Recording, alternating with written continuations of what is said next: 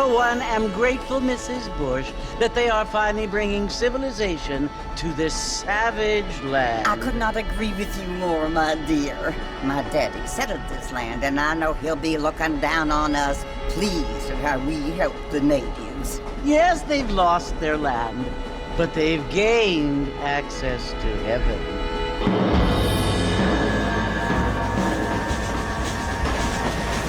But Father, do you mean unless an innocent receives communion, they're destined to go to hell?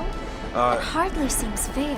What I mean to say, Jenny, is that there is a great deal of difference between an innocent and a savage. I never thought of it that way. Yes, they lived like animals, but they're happier now.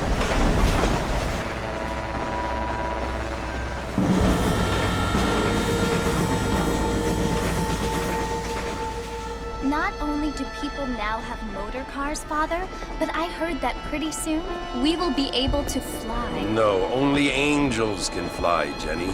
No, apparently people can fly. Didn't you hear? Out in Kansas, a man even got a car to fly. I hardly think so, Jenny.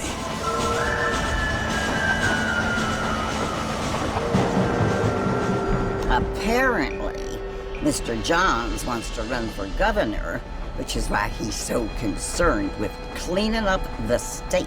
Nate Johns. Yes. His family is nothing but hillbilly trash that came here after the war. I don't want to be judgmental, but this state should not be ruled by such a disgusting family. A family without class. Apparently, the Johns family have made a lot of money, and he has a lot of friends in politics. Mrs. Bush, money isn't everything. There are many things that money cannot buy. It seems that money can buy voters, though.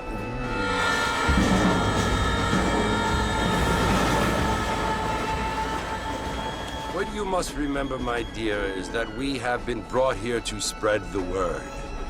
And the word and civilization, they are the same thing. They are the gifts. It is the opportunity we have, the chance to live among people who are decent and who do not kill each other, and who let you worship in peace. It's so confusing, Father.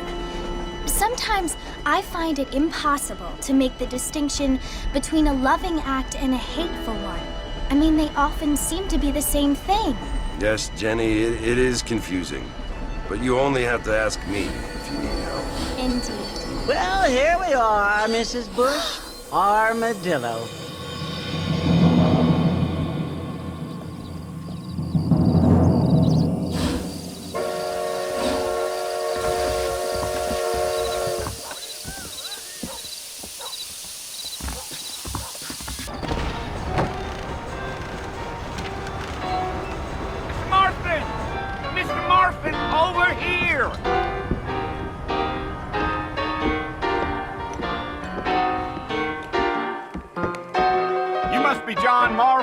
Sometimes. I'm Jake. Your friends from Blackwater hired me to guide you. They ain't my friends, but pleased to meet you, Jake. I got the horses saddled up and ready out front.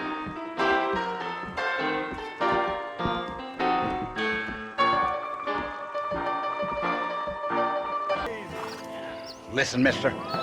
This here's what's left of Fort Mercer. Some gang rode in and took the place over. So I understand. This is where we part ways, friend. You have yourself a good time.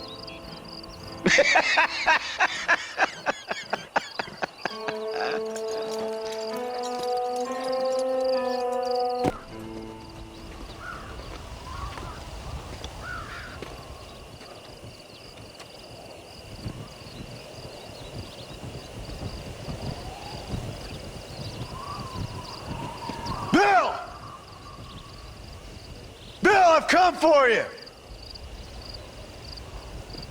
Bill Williamson! Come out here right now! Go away now, John. Don't make me kill you. Nobody needs to kill anyone, Bill. You must think I was born yesterday. You always did think I was an idiot. That ain't fair, Bill. You were as my brother. I've come to try to save you. Oh. Do I look like I need saving? Bill, please. They want to kill us all. I can help you. Well, you never tried to save me before. You only seemed to save yourself. Bill, I implore you think about this. You implore me? You implore me.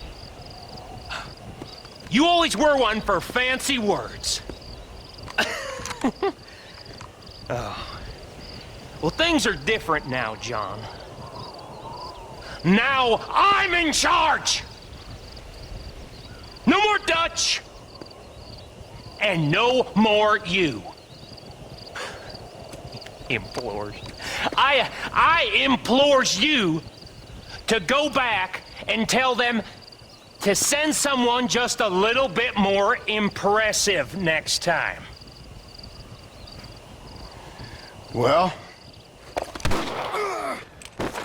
Oh. Poor John.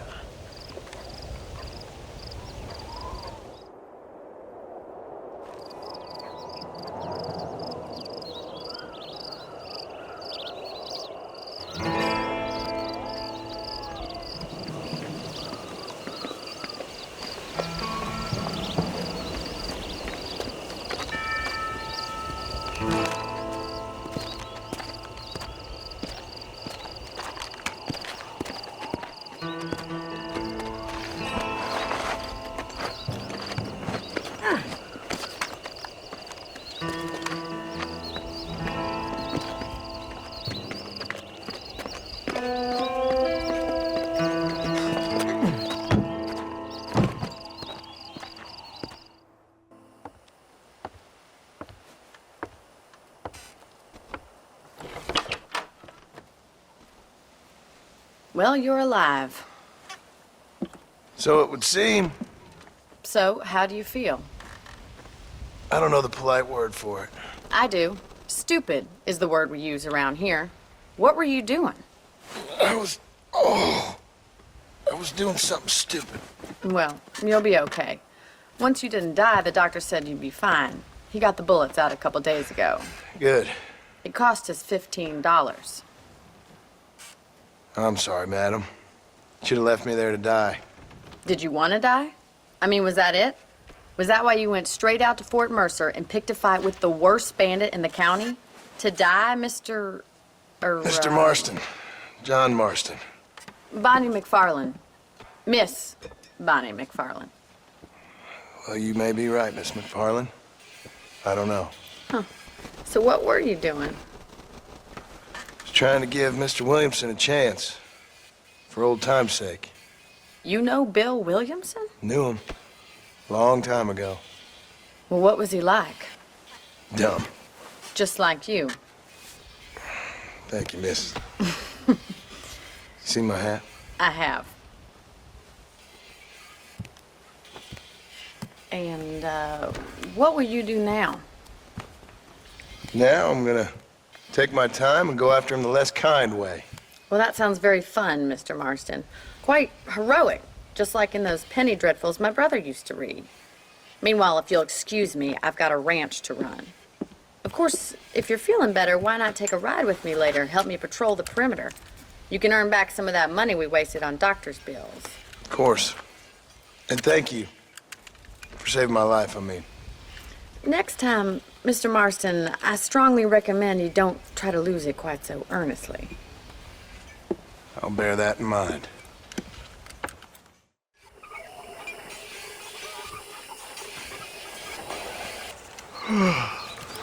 How about a cold drink, Mr. Marston? Thank you, ma'am.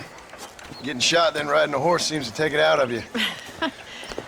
I could use a rest. Sure. Come on in. I'll show you the house, and then you can sit for a while. Thank you.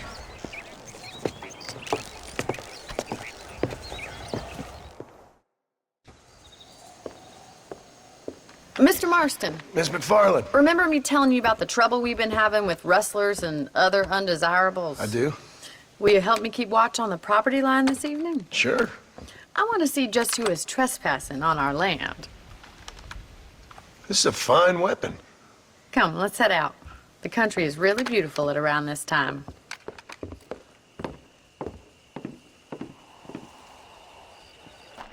Thank you for your help, Mr. Marston. Makes me kind of happy I saved your life. Get some sleep and I will see you in the morning. Good night, Miss McFarland.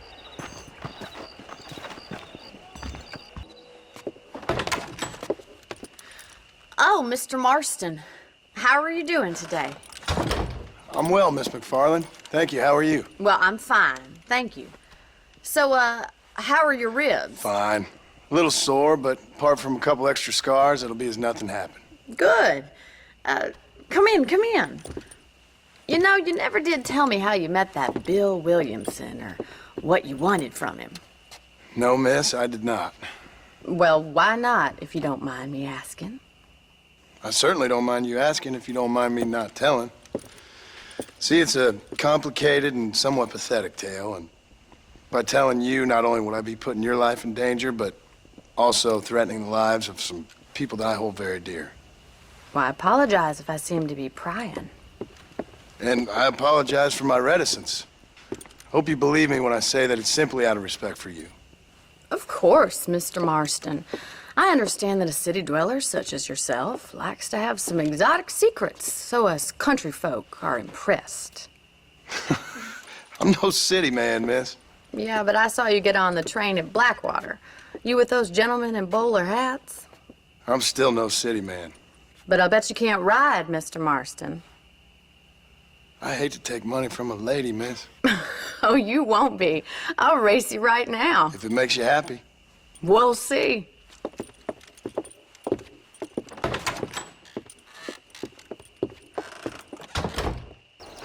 Ah, Mr. Marston, how are you?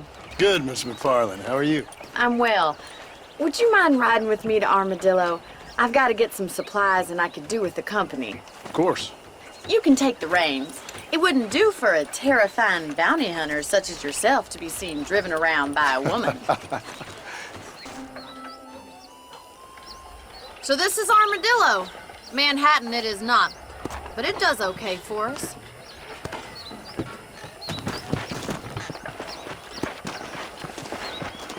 Most important thing for you right now is getting yourself into Dr. Johnson's office to purchase some medicine. The first one's on me. Thank you, miss. I'll pay you back. I'm sure you shall. The doc's a good fellow. He saved your life, so be polite to him. Meet me in front of the general store when you're done. Well, thanks for driving me. It was nice to be able to enjoy the view for once, and a little company never hurts now and again. You're more than welcome, miss. Least I can do. Thank you for the medicine.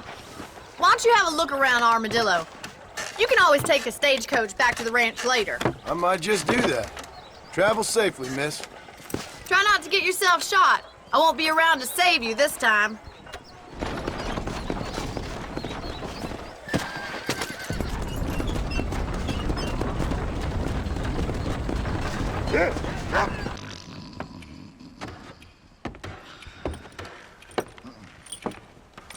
Excuse me. Hey, you got a visitor.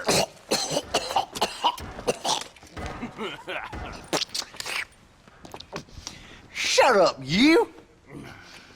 Now, what you want? My name's John Marston. You wanted to speak to me. I did? Apparently so. Why? I guess because we're both in the business of the law.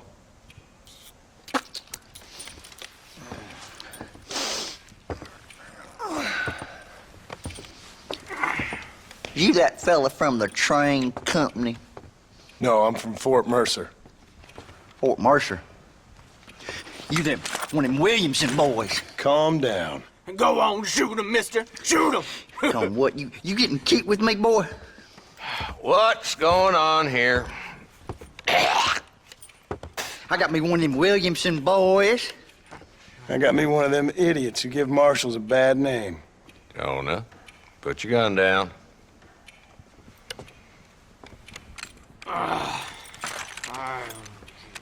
You must be the man from Blackwater. Yes, sir. Listen, that dog ain't too bright, but he seems loyal. Jonah, get out of here for a minute. Yes, sir, Mr. Johnson, sir. And you. Oh, I done seen enough of your hide around here, friend. I think there's some school children down the way you can go and frighten. Oh, hardy fucking har. Dickhead. What are you doing here, Mr. Marston? Apart from frightening my deputies. I'm here to capture or kill Bill Williamson. Okay. Can you help me? He's outside my jurisdiction. He's in the next county. Of course, Bill Williamson and his boys have tended to keep themselves away from my town. So you're happy to have him out there? Well, I ain't happy, but I also ain't suicidal. My job is to keep this town safe, not clean up all of these 3 counties. It's hard enough around here. You know, I hear you speak, and suddenly I'm reminded of how some of the people I respected most in my life had a problem with authority. What's wrong with you? Well, I'm sure you and your fine friends have enjoyed spending your time running around pursuing noble causes. My cause is to keep this town from turning into a living hell for the folks who live here. Whole world has problems, mister, and I'm here doing what I can. Why? What's happening? Right now, I got the railway, the people who pay my salary, trying to get me to turn a blind eye to them burning down settlements up there. I got a bunch of cattle rustlers out near Box Canyon needs shutting down. Not forgetting the gang that keeps murdering homesteaders out in the back country. And I got a bunch of hoods over in the saloon, drunk, threatening to shoot up the whole town. That's all I got today. But it's early yet. Give me a couple more days. There'll be more. All right, tell you what.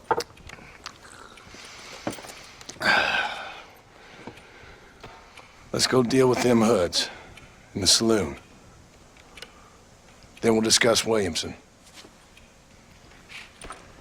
Okay, boy. You're a persistent little cuss, ain't you? Only when things matter.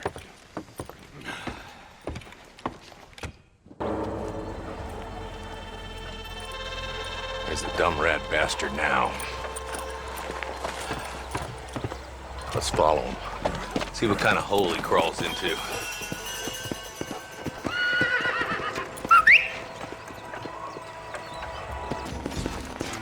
Not a bad shot, Mr. Marston. Why don't you check in with me next time you're in town?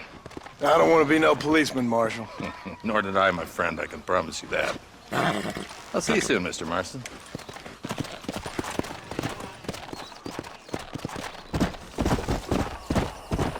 Whoa there!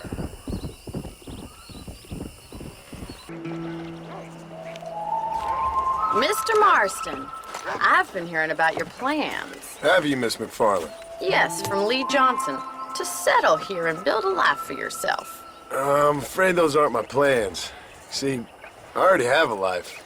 Well, I had one, and I'm trying to reclaim it. Or maybe what you could say is that I had 2, and I'm trying to end one of them so the other can survive. You do so love to talk in riddles, Mr. Marston. Do you do that, I wonder, as a substitute for having anything interesting to say? Probably, Miss McFarland. Oh, call me Bonnie, you fool. Call me Bonnie.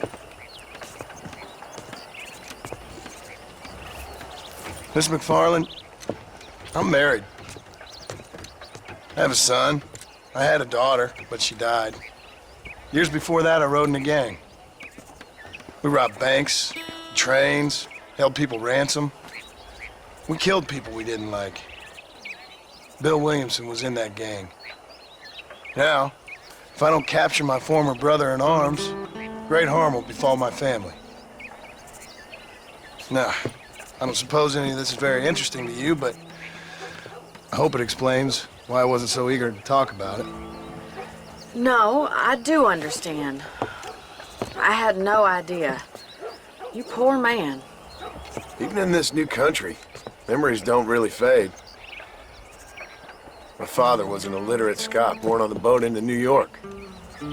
He never saw his homeland, but to hear him talk about it, you'd imagine he only ever ate haggis and wore a kilt. And he hated the English for what they had done to his great-grandparents that he'd never met. People don't forget. Nothing gets forgiven. That's true, especially when it comes to money. And you know, even now, after all his labors, my father's debts are still terrible. I worry every day about us losing the ranch.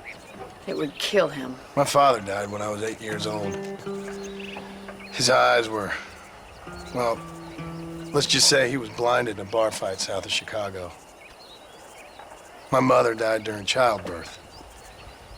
She was a prostitute and he was her, well, I don't know what he was. So I was sent off to an orphanage and ran away and fell in with a gang. My word. What a difficult life you've lived. The leader of the gang taught me how to read, taught me how to see all that was good in the world. He was a great man in a way. But you killed people. Sure. And I've suffered for it. And that's the life I left, or tried to leave. Said too much, Bonnie. I'm an uneducated killer, sent here to do all I can do well. Kill a man in cold blood so that another man may do his part to cut crime in an area, and a rich man can be elected governor on the back of these promises. Civilization is a truly beautiful thing, Mr. Marston. Listen, can you help me? Well, I can try. What do you need, money? No, nothing so complicated. I need an extra hand to take out the herd to pasture. Sure. Point me in the right direction.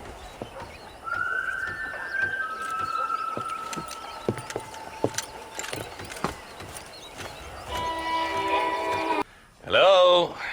Hello? It's Armadillo 731. What is it with these things? Hello? It's a new line. Hello? Hello? Sounds fun. What's happening? I have no idea. Yeah, if it's important, they'll send someone down like they did with you. Suddenly, the world is full of theys. Yeah. I remember when we first got here. We used to consider people from Dade County to be exotic. Now guys can get here from the Midwest, and they can do it in 6 days. Things have changed. They've gotten away from me. Hello? I don't understand it no more, boy. Honest to goodness. I'm not sure I do. Marshal! Marshal! Marshal! I just been up in the canyon, spying like you said. I think I seen me a couple of them rustlers. I think it was the Ballard twins and a couple of Mexicans. They up there right now? Well, it was a group of 4 men rounding up Mr. Gulch's livestock, and none of them looked like any of Gulch's hands, so yes, sir, right now. That sarcasm's most unbecoming, Eli. It's gonna hold you back in life, even worse than your lazy eye. All right, let's go. You ride with us again, Marston? Will you help me? I will try. It'd be my pleasure.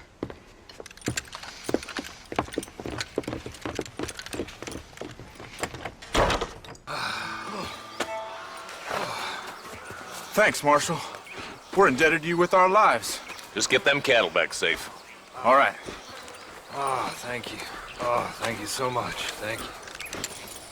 Well done, Mr. Marston. Yes, well done.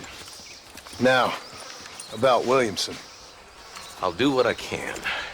You know, as you can see, this country is infested with all manner of scum. Say that again. But one other thing, Marston. Mr. Johnson, sir. It's Mr. West Dickens. He's missing. Who? Mr. West Dickens, the tonics merchant. He was due in town last week. Oh, the narcotic and bat piss salesman who cons housewives out of their money with promises of eternal youth. Yes, him, but I think you're being a little unfair. He's helped a great many of the county, and many of the townsfolk are really missing him. You hear that, Marston? We just butchered a gang of thieves, and the town is up in arms about a missing snake oil merchant. I am so glad to be serving such a wise and respectable people. Come on, Eli.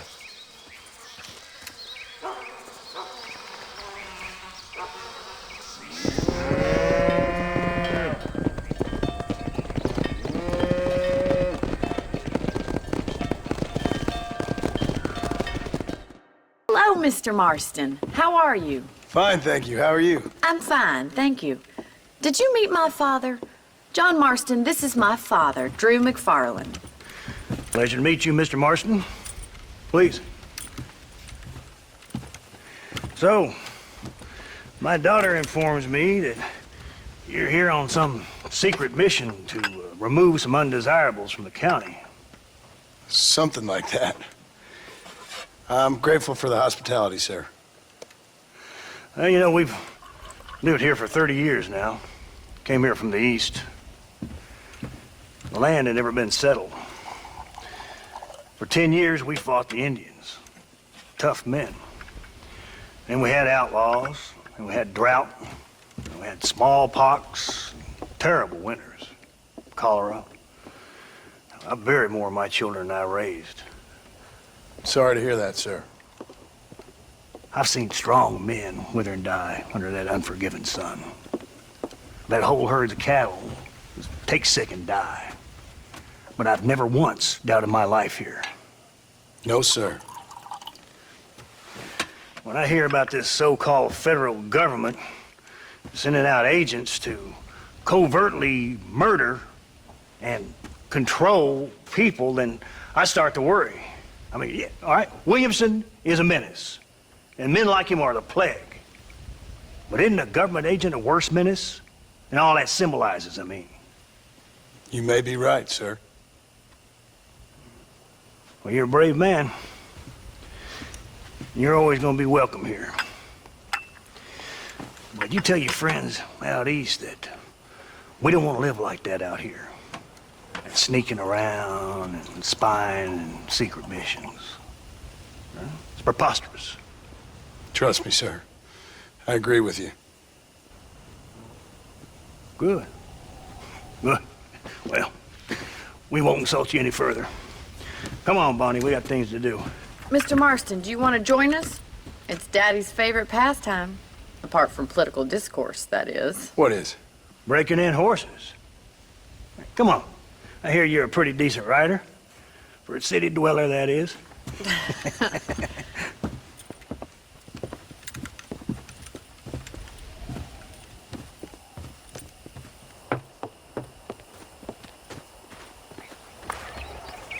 You're gonna need this, Mr. Marston.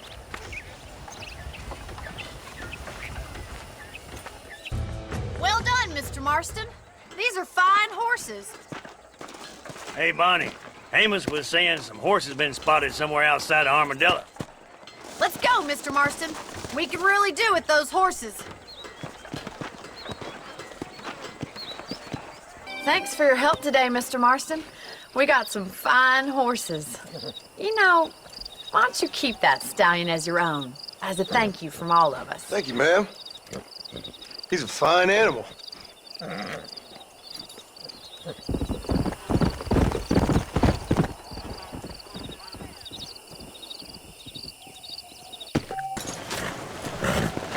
Come on, let's go! Get him in there! Come on! Amos! Hey, miss, I got most of the horses secure and the chicken. Well, thank you, Amos, but it's the herd I'm worried about. I know, they're scattered all over the valley and beyond. The weather is coming in real fast. So what do you suggest, Amos? We leave the herd out there to be scattered by the storm and ourselves left here to die without a livelihood? Can I help? No, miss. If the men get caught out in that storm, they're gonna die. And if we lose our herd, we'll all die, you stupid man. Doesn't sound like we're left with much of a choice then. Come on, Amos. Round up your men. Let's get the herd. Dang.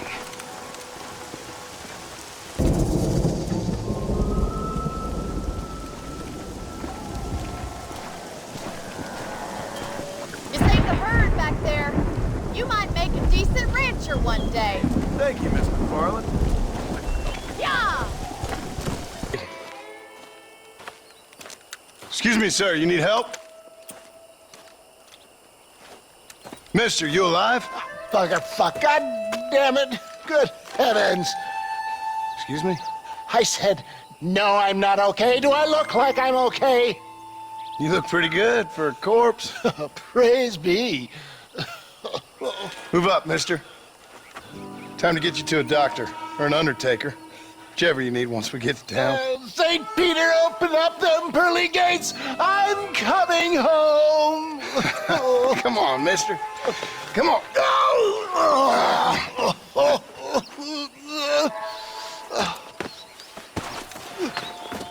Hurry, sir. I'm bleeding like a badly butchered hog.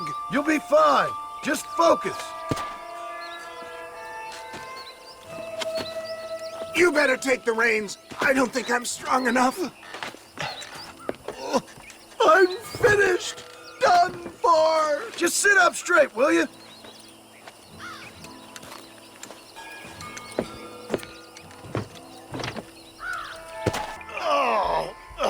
Where the devil are we? Armadillo. We made it safe, you'll be happy to know. Thank you, sir. Thank you. You're a gentleman and a true man of honor. Coming from you, I doubt that means much, but I appreciate the civility. I owe you, sir.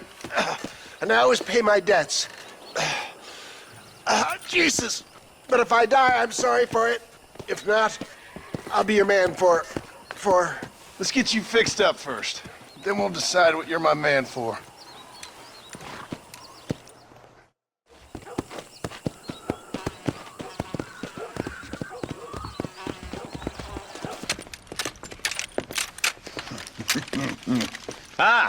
Since you're here, you want to make yourself useful? Not particularly. Listen, son, I know you got a mission. But right now, I need another gun. Why? What's happening? We've had this problem for months with this group of bandits who are getting drunk and murdering settlers. Last night, they went to a big place up near Ridgewood. They burnt the place down, killed the men, burning most of them alive, and raped the women. Women folk then got their throats slit. One of them survived and walked in here this morning. Anyway, we got a posse gathering up near Ridgewood. Will you ride with us? All right. Thank you, John Marston. It's gonna be a bloody job. Huh. I don't think I know any other kind, sir.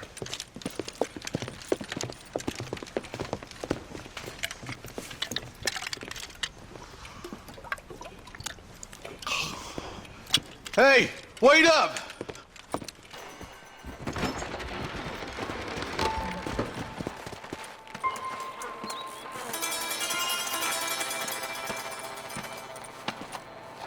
Holy sweet mother of mercy. Please, please don't shoot me. Some bandits came by and took us hostage. They're holed up in the farmhouse.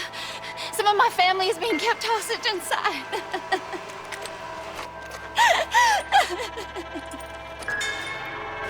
Some folk tried escaping to the south, but then some robbers started chasing them down like wild dogs.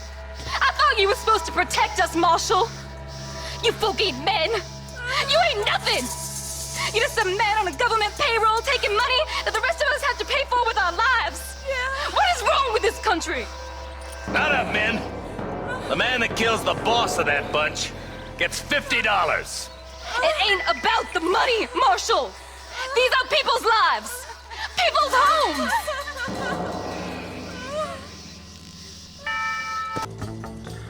You just walk away now, John.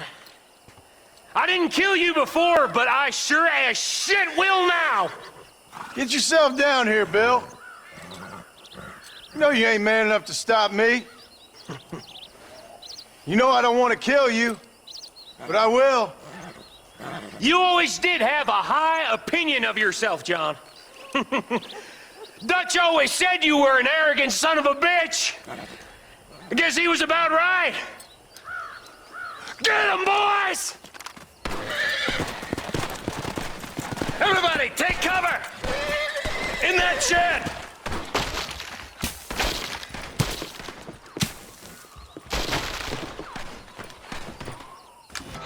Look what I got here.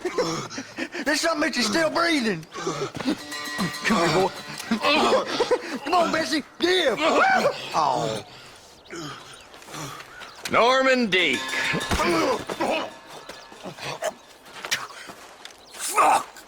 Nice to see you again, buddy. Thanks for your help, John. Norman here is going to help us get to Bill. Ain't you, Norman? Thank you, Mr. Dick. Mighty kind. Fuck you! Hog tie him. Let's get him to jail.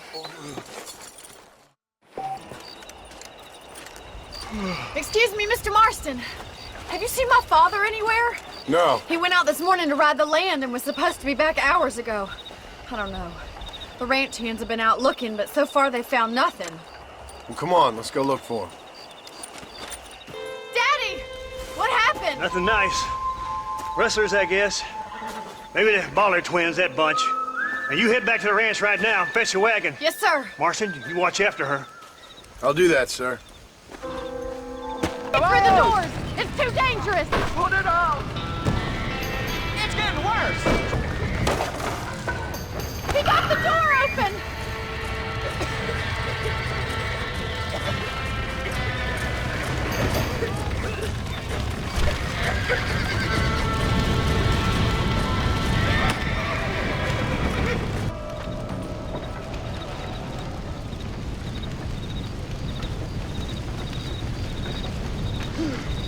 You sure know how to handle yourself. Thanks, Marston. Yes, John, thanks. You saved the ranch. If you'll excuse me, I've got chores to attend to. Hey, hold on a second over there. Sincerely, John. Thank you. Well, I did all I could, Miss McFarland. Sorry about all the damage. That gang seems to really want you out of here. Yeah, well, my father fought Indians. I scarcely think we're gonna be frightened by some white trash. White trash can be pretty frightening. Well, they don't frighten me. Good. John, my family owes you a great debt. I think you got enough debt. You saved my life. All I ask of you is this. If I get back home and get my farm started back up, you'll sell me some cattle. I prefer doing business with people I know. Of course, Mr. Marston. It'd be my pleasure. Well, you get some rest. I've got to go see how my father's bearing up.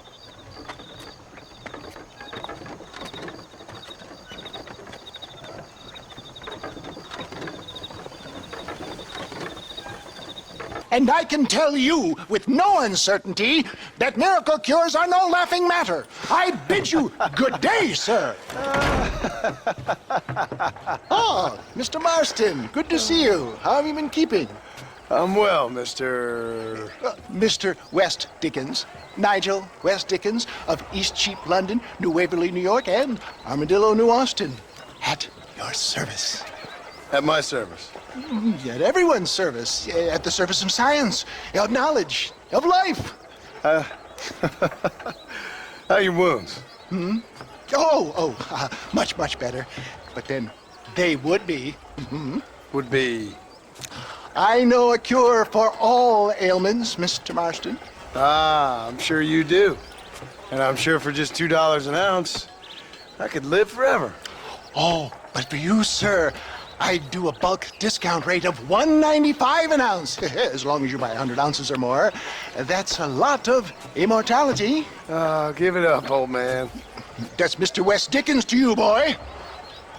Give it up, old man. Listen, Marston, I'm broke, but this stuff is good. It works. I need a healthy young man like you. Come along, let's ride over to my newest customer at Ridgewood, and I'll explain while we go. Okay.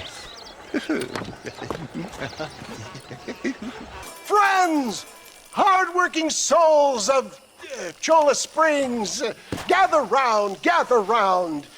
Do you suffer from rheumatism, lumbago, acute chronic sciatic, neurologic, or inflammatory pain? Well, I represent the only company that makes the genuine article that cures headaches, neuralgia, earache, toothaches, backache, swelling, sprains, sore chests, swelling of the throats, contracted cords and muscles, anxieties and ravaged nerves, stiff joints, wrenches, dislocations, cuts and bruises, and it adds vitality and vigor to the healthy man. But can you prove it, old man? Oh, I'm sure there's some customer here who could prove the qualities of it by taking a drink right now. You, sir, come up here. Step right up.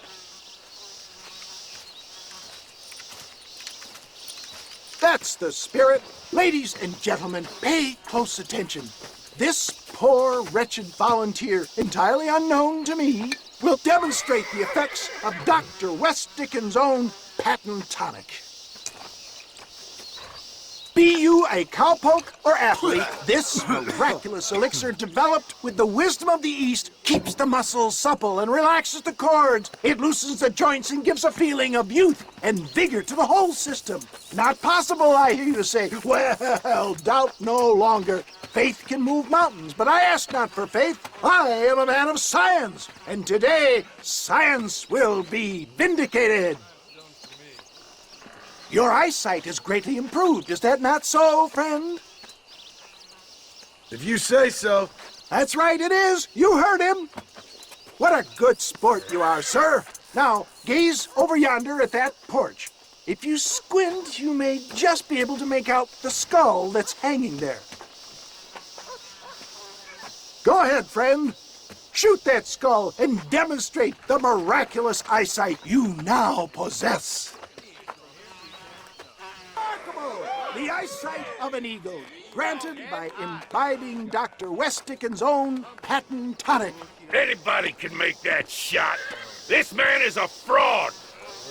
If your eye's so damn sharp, why don't you try shooting my hat out of the air? My friends, our test case has been challenged to shoot a gentleman's hat out of the sky above our heads. You can fool these people, but you ain't fooling me. Right. Let's just see how sharp you is with a moving target. Have you ever seen such an eye? Behold the power of the elixir, plucked out of the sky. Hey! Hey! What? You think you can put a hole in a man's hat and just walk away, do you? Hey, it don't work like that around here, mister. Come on! Are you a man or not? A challenge of battle has been offered to our volunteer. There it is, skeptics and dissenters, irrefutable proof. Do not let this opportunity pass you by. Look, he's over there. Go get him. This ends now. Watch out! He's got a gun!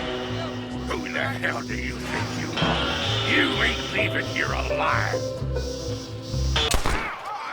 Marvelous shot, dear boy. The kind of deadly accuracy that can only be afforded by the West Dickens elixir. Come, I have plenty for all.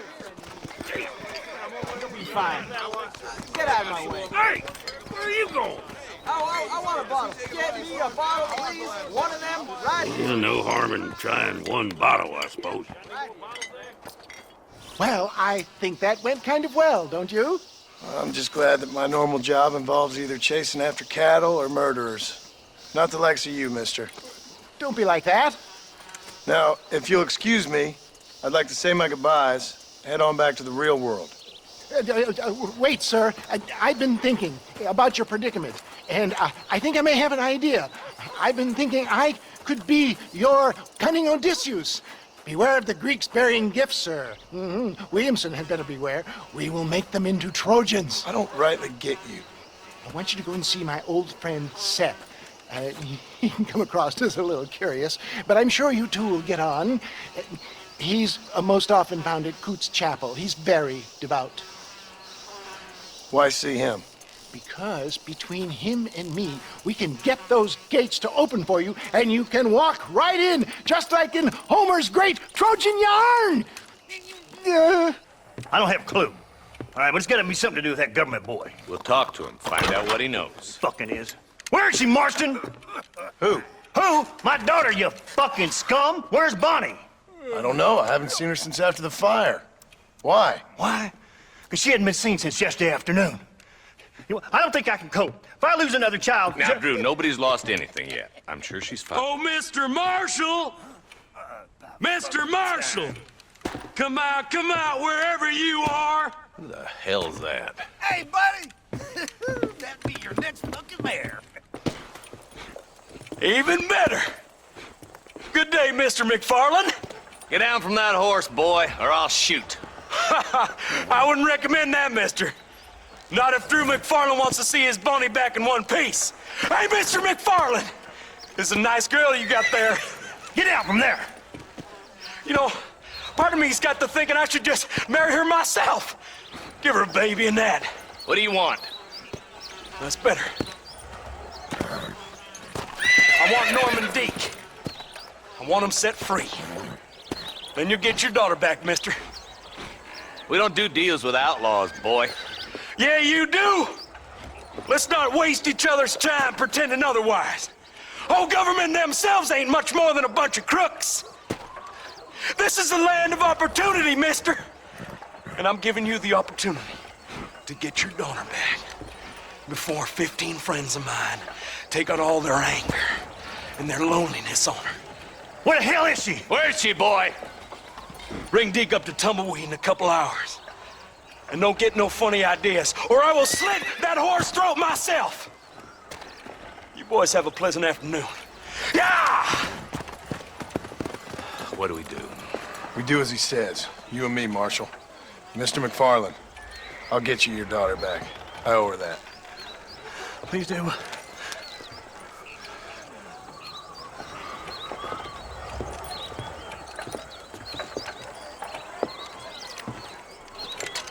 I'll teach you some respect for the law.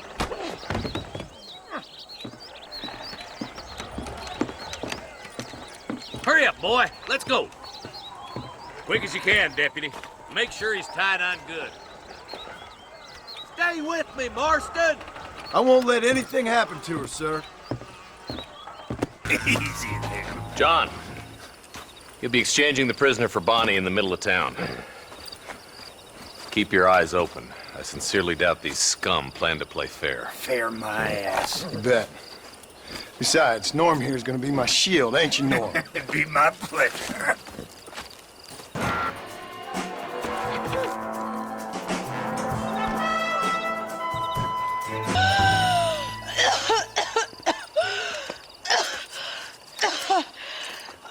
Bonnie, are you okay? I'm fine now, Mr. Marston. Thank you. Thank you. What the hell took you so long, you stupid man? Well, you weren't exactly helping me. If you think I'm gonna lower myself by making a joke about being all tied up, you got another thing coming. Come on.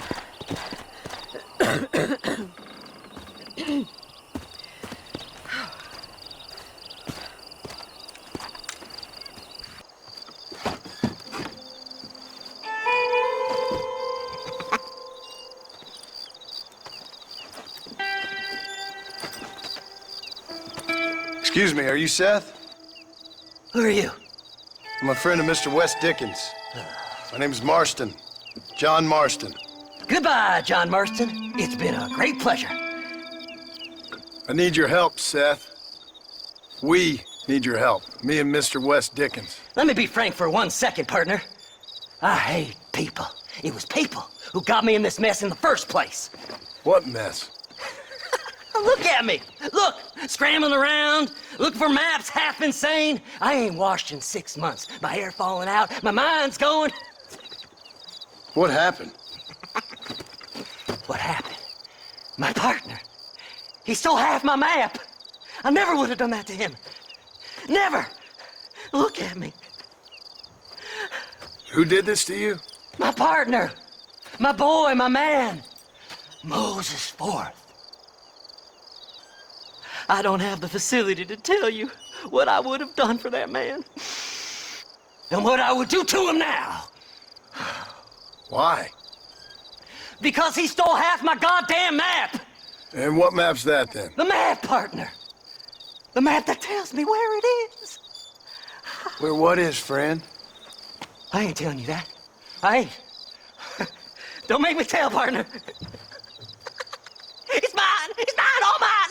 Sure. And where's this Moses now?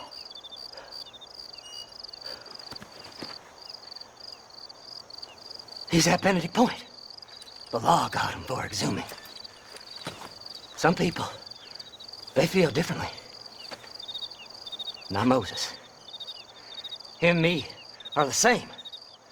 The self-same. Well, come on, Seth. Let's go see Moses. Get you your map back. then maybe you'll help me.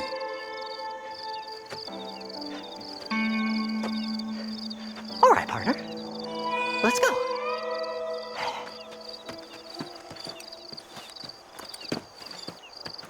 All right, this is it. Let's stop here a moment and come up with a plan. As far as I know, Moses is being held in that shack. There's a couple of deputies keeping guard outside. Can you distract him so I can sneak in for a quick parlay with that son of a bitch? I'm sure I can think of something.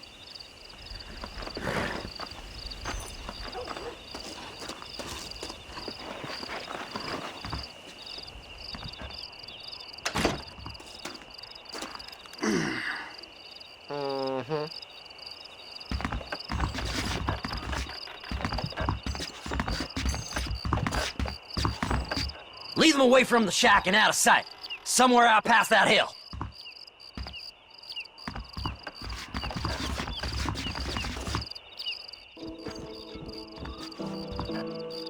Good job getting rid of them clowns. Now keep an eye out in case they come back. Moses? Oh, Moses! You got a visitor! Oh my God, Seth. They arrested me. It weren't my fault. Ah! Get the hell away from me! Get that slippery bastard! I need him alive, though! Moses, you son of a bitch! Where's my damn map? Damn you, Seth! Damn you, Seth! You've always been a twisty little freak. I ain't telling you shit. Ah! Then I'm gonna cut you up piece by piece. Till you find your tongue. Friend, this man's gone crazy in the sun. I suggest you take my advice and start talking. Shut up, Marston! I want to cut into a bona fide man's flesh. Ain't never cut into a live one before. Oddfellows Rest. It's in Oddfellows Rest. Get away from me once and for all. Well, ain't that a damn shame? I was starting to enjoy myself.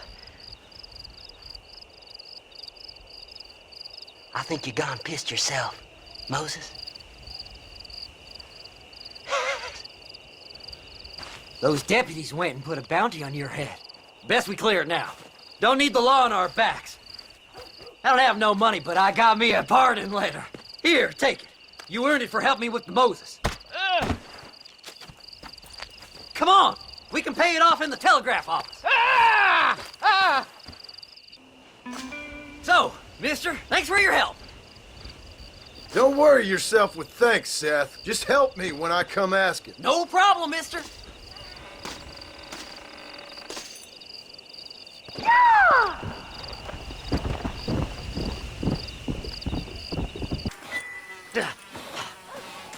Seth. Hey, John. Hey, partner. Get what you need? You ready to help me? Not quite. Not quite ready. You see, I wasted a bunch of time looking for that last bit of map. And I got to thinking, Moses was a liar. And I imagined myself doing all kinds of unpleasant things to his corpse. And then I realized... Realized you were sick in the head? That you needed to move on with your own limited time on Earth? No, partner. I realized Moses weren't no liar. The issue was Aiden O'Leary, who said he had the body. Aiden died in that flu epidemic, and the bodies weren't even buried yet. Got the body sitting in the back of that wagon behind you? Yes, sir. You're not even gonna wait until they're buried before you... Well, they don't care, do you, boys? Honest folk off to a better place. Apart from that Aiden O'Leary fella, I never liked him. They say he lay with his sister. I don't like women, partner. I don't. Not since Mammy died. Seth, what are you gonna do with those bodies? I'm gonna take them back to a nice quiet spot and look for the map. I needs the map, partner. I needs it. Thanks, mister. I reckon I'll sit here a while trying to figure this out. I'm gonna be rich.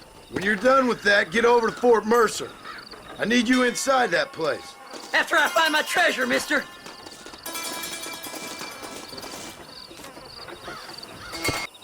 Oh, it's like that, is it? Huh? Not talking to Seth today? Oh, the old silent treatment. Oh, whoa, hoo-hoo. That's quite a stimulus. Hey, Seth. Seth, come back here. Oh, hey, partner. I was just looking for you. Looking for me? What? Over there? How you doing? I'm good. Well, see you later, partner. Where you going, partner? Nowhere. Okay. Nowhere wouldn't happen to be where that thing you're looking for is kept, would it? No, sir. No, sir. Come on, partner. Okay, I was just fooling. Partner, you know, the thought of that treasure does funny things to me.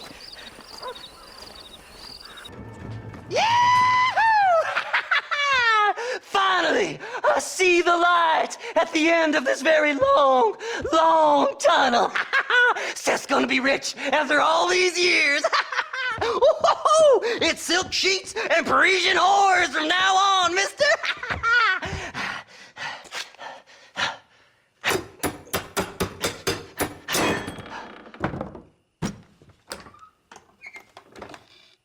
What the goddamn hell is this? A glass eye. I'm sure whoever that belonged to treasured it very much. The stupid liars. The stupid chicken shit maps. Making a damn fool of me. A glass eye! It's a glass eye! Stop with the tears and help me with Williamson's gang. And you can come up with another excuse to go exhume one of your old friends.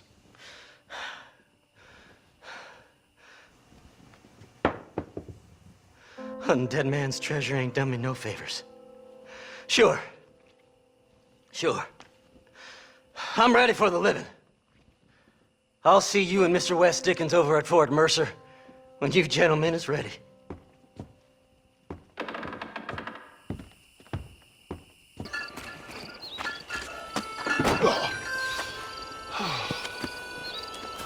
Ah, Mr. Marston. How are you, sir? I'm all right. I met up with your friend, Seth.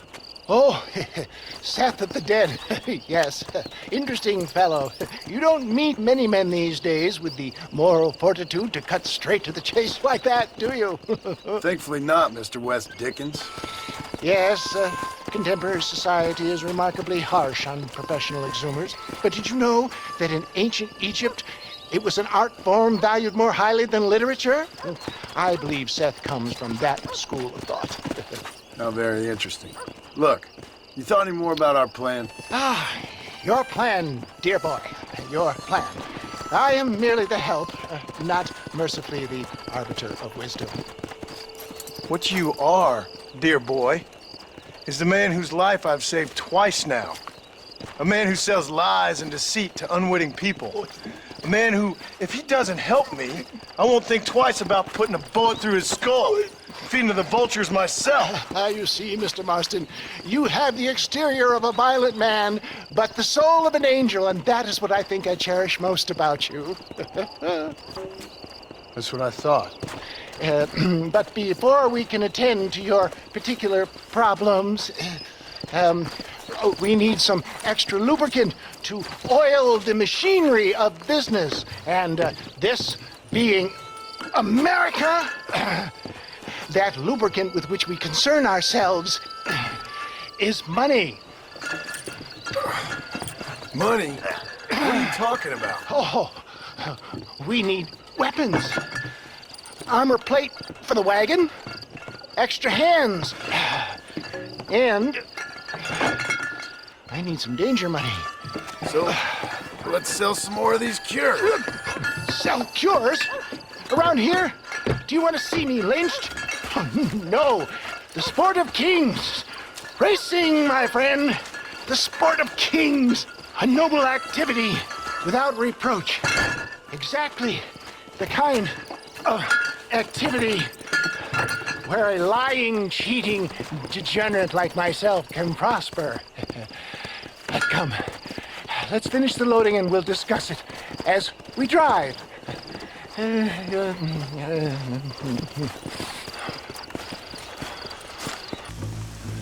done, sir. Well done. Having you as a ringer has netted us a fine profit. We seem to be wasting time, old man. Oh, patience, my friend. The Trojan horse cannot run before it can walk, if you'll forgive the metaphor. Next, we need to procure some grand and overwhelming firepower. And for that, you need to contact an old friend of mine. Goes by the name of Irish. Irish? Yes, he's an interesting kind of fellow. He usually can be found in Armadillo or some other town around here on some bacchanalian revel or such. Great. An alcoholic arms dealer. What could be better?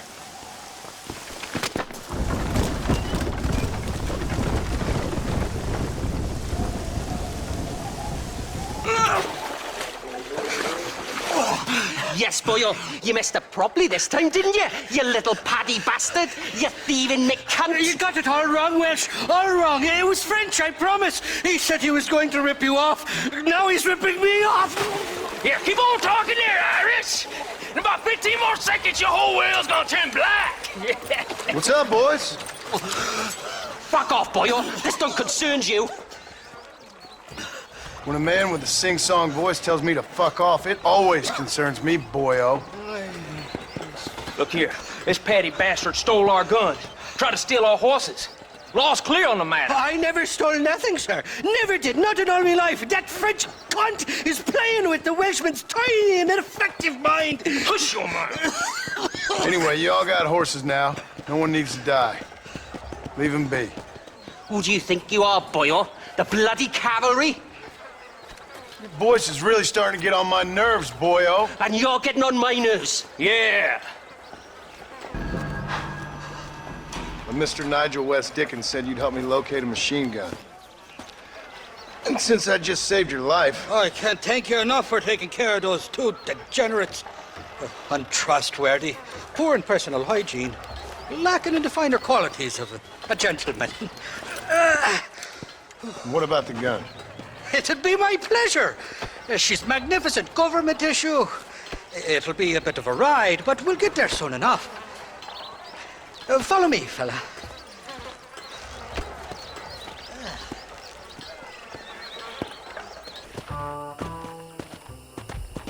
You can make quick work of those fellas if they give you trouble. The gun's stored just inside that shack. What about you helping me out? I'll cover you from the ridge. I'm better from long range. It'll be a piece of cake, fella. Trust me. It's not here. That lying sack of shit.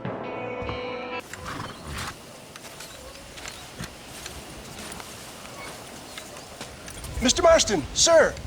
John Marston.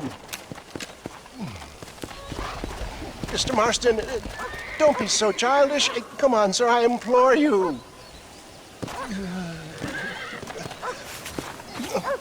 Okay, so I made a few innocent mistakes when last we met. But my plan is still sound. Together we can conquer, if not the world, then certainly Bill Williamson. But first, you need me to do you a favor? You read my mind. I can only deduce you have been taking my tonic, sir, as instructed. It can give the most ordinary of intelligences a remarkable insight. I'll give you insight. I'll show you what your guts look like. Please, sir, this show of petulance is nothing short of embarrassing. Think for a moment, sir. Think. I'm thinking about how much of my time you're wasting. Sir, I am about to do something which I greatly discourage in all wise and rational men. A selfless act for you. But, sir, before I act selflessly, allow me to act selfishly and sell some of my wares. Fair enough. Oh, good, sir. Come, and let's go visit some of our fine friends in the other oil business we have here in Plainview. These men need all the help they can get.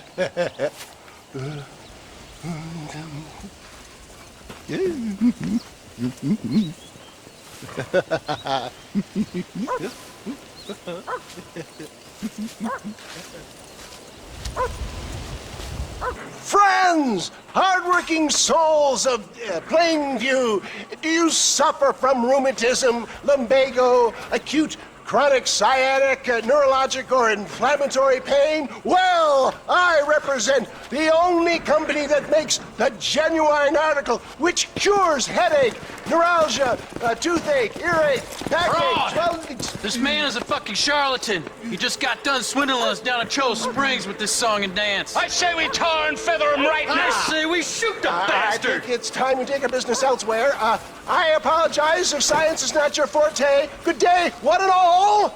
It always impresses me with the speed with which a group of men can turn from passive sheep into murderous wolves.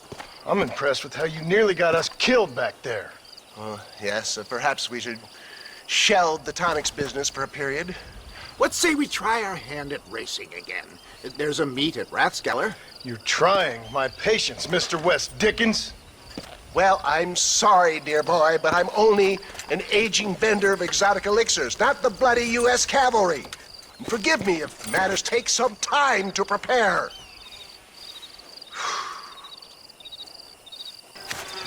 Mr. West Dickens! Ah, Mr. Marston! How wonderful to see you, sir. How wonderful. Are we ready then? Yes, sir. Nearly, sir. Very nearly, sir. I just need some cash to get some extra hardware fitted to my old Trojan horse here. You what? Never mind, sir. I can only presume that you have not enjoyed the benefits of a classical education, so I will not take umbrage if some of my illusions sail over your head, sir. I won't pretend to understand you, but I will endeavor to make you understand me. Either we do this right now, or I put a bullet in you and get on with my day. Please, I knew you were a violent man, Mr. Marston, but I did not think you were a stupid one. We need money to outfit my carriage, to turn a simple tradesman's vehicle into something more subterfuge. And I'm about to tell you how we are going to gain said cash. Now, I know that you ride very well. So come, sir, to Rathskeller Fork. He came, he saw, he conquered. What a fantastic spectacle, John. Let's take a moment to bask in the glory of our victory. Have we got enough money now? All right. Yes, once Seth and Irish have furnished their side of the bargain, I think we should be ready. Quite a team we've assembled, don't you think? A bunco, a grave robber, and a drunk. How could things possibly go wrong?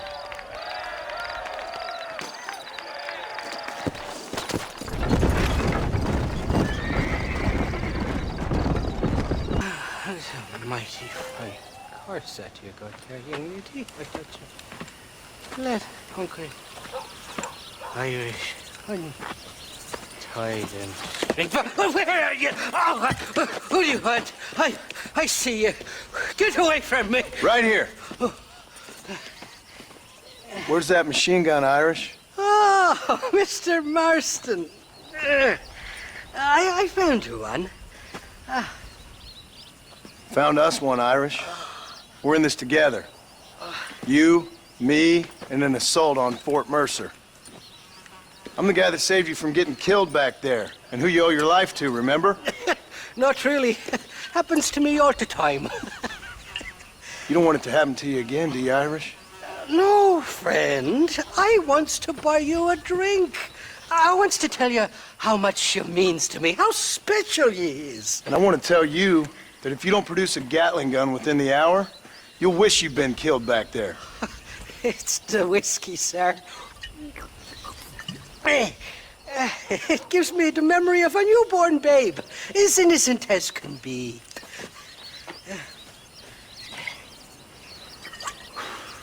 And it makes me violently angry. Shall we go look for that gun, sir? Yes. Let's do that.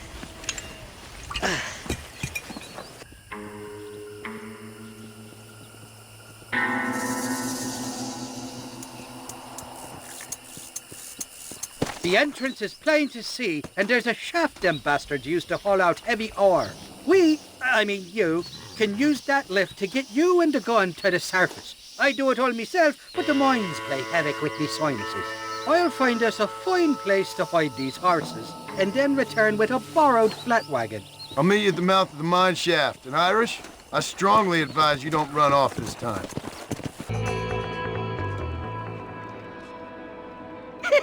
I thought I'd be looking at your corpse being hauled up this lift. Load up and I'll engage the gears.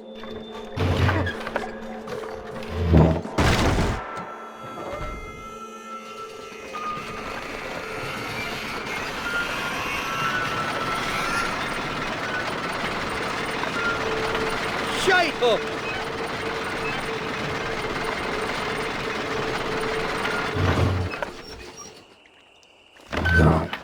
Oh, there she is. What a beautiful weapon. God's own gun. Ain't that the truth? I got us a borrowed flatbed parked down there. Let's go! A short wee ride now, and we'll have this executive peacemaker delivered to Old West Dickens.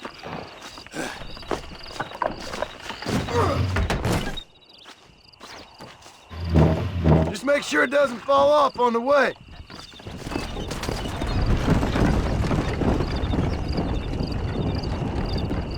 Up, sister. Put them up. Irish, what are you doing? Who the hell are you? Give me that. I'm your old friend Amnesia. Oh, good. Blimey. And I've come to tell you, if you ever pretend to forget my name or your debt to me again, I'll make sure you reach heaven before these two ladies. Now get down there. Oh, Mr. Marston. How are you? Ashamed. Ashamed to know you. What the hell's wrong with you, robbing these gentlewomen and ladies of the Lord? I thought they was doxies. Ladies, I'm sorry about this man. He's unfortunately lost his mind to the demon drink. At least I hope he has, and he wasn't this stupid all along. So, please excuse us.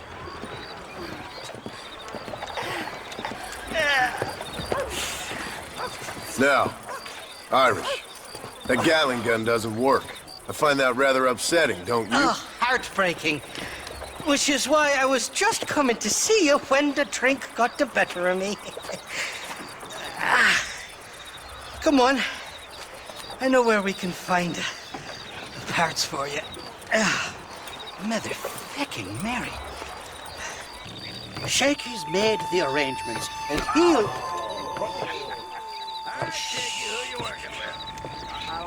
Oh, shite. Sounds like Shakey's only gone and got himself found out. All right. Now all we have to do is find out who you work with. You hear me? Shaky, you wretched fucking son of a whore. Suck my again! Labor relations don't sound like they're exactly at an all-time high. You sneak in and get poor Shaky loose. I'll go get the wagon. Good luck, Marston. He's a good man, that Shaky.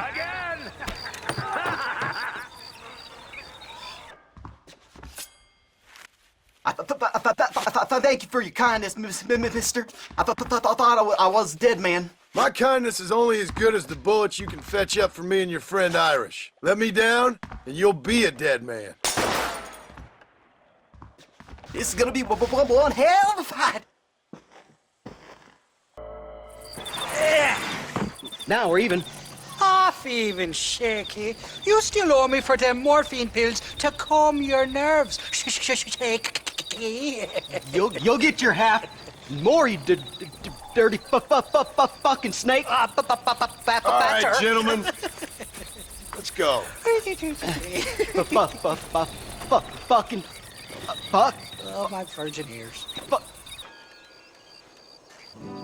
Impressive, Marston. We'll have West Dickens's wagon rigged and ready to go soon enough.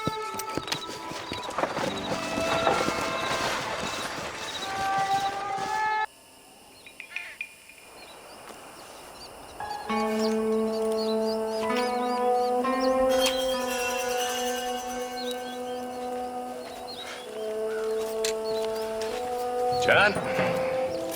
Marshal? Gentlemen!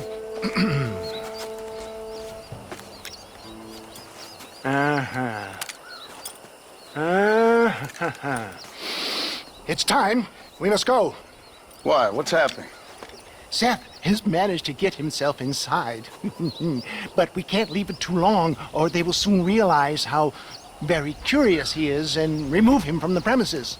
Or slit his throat and watch him bleed to death. But for a minute, he will delight and amuse them. That's when he'll get us inside. Okay. Marshals of the law, when the shooting starts, take that as your cue to start awarding each other medals. Huh? I mean, take that as a cue to get inside and clean up the mess. Oh. All I care about is Williamson. It is vital we stop him. Agreed. That man is a stone-cold killer. Williamson's a proud fool. The question is which will win out between his pride and his instinct for survival.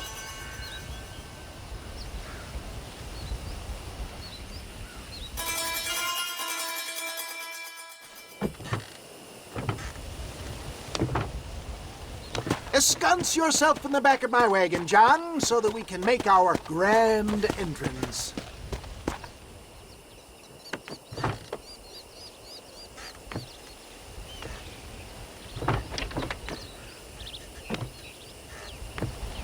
Come on, let's go.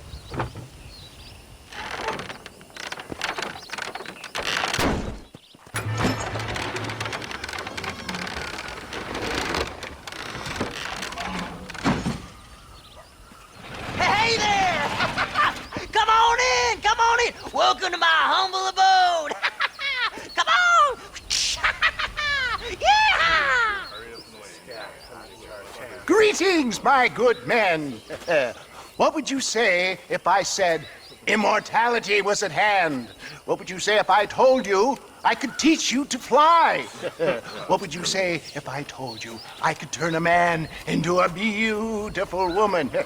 Impossible, yes, once, but no more. Gentlemen, I bring you wisdom from the East. I have here in this wagon some of the finest goods, the best medicines, and the newest inventions available for you and your families. Exotic trinkets from the far reaches of the earth, elixirs that give vigor and strength.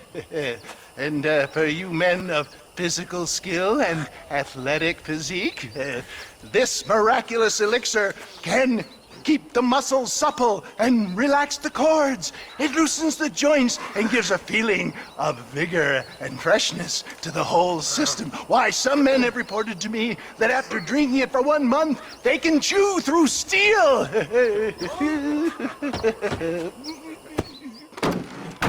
the hell? It's a trap! Get your thumb out.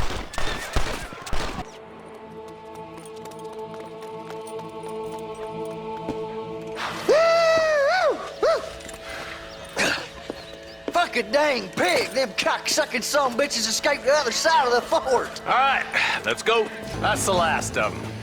We still can't find Williamson anywhere. Hey, it's the snake oil guy! Gentlemen, let me in, for goodness sake! That fool must be hiding.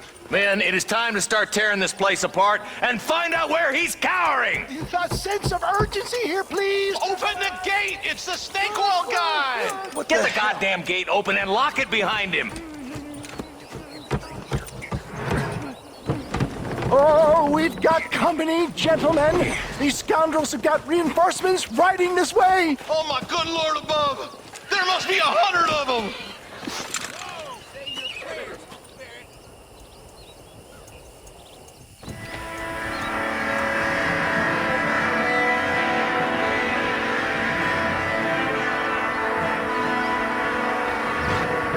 Bill ain't here. We looked everywhere. Hold on! Oh, darn, I missed it. Mr. Marston, we got a live one. He says, Bill's already run off to Mexico yesterday morning. You'll never get him. Javier Escuela. He's gone to see Javier Escuela. That should make things interesting. Where in Mexico? How should I know? Oh! Where in Mexico, you little shit? Someplace near Chuparosa, I think he said. That's bandit country. Chupa-feckin'-rosa? Well, I'll take you there, John. I'm real popular down there. You just meet me at the ferry. I've got lots of friends down south. I'll see you at the ferry, Irish. I'll just get me things. I'm sorry about this, John. I guess you'll be heading to Mexico? So it would seem. How is it down there? Wonderful. A sweet, peace-loving people with the love of social justice. May you always find coin in your pocket. It's been a pleasure spending time with you, boy. You too, Mr. West Dickens. Marshal? All right, boys. That's enough.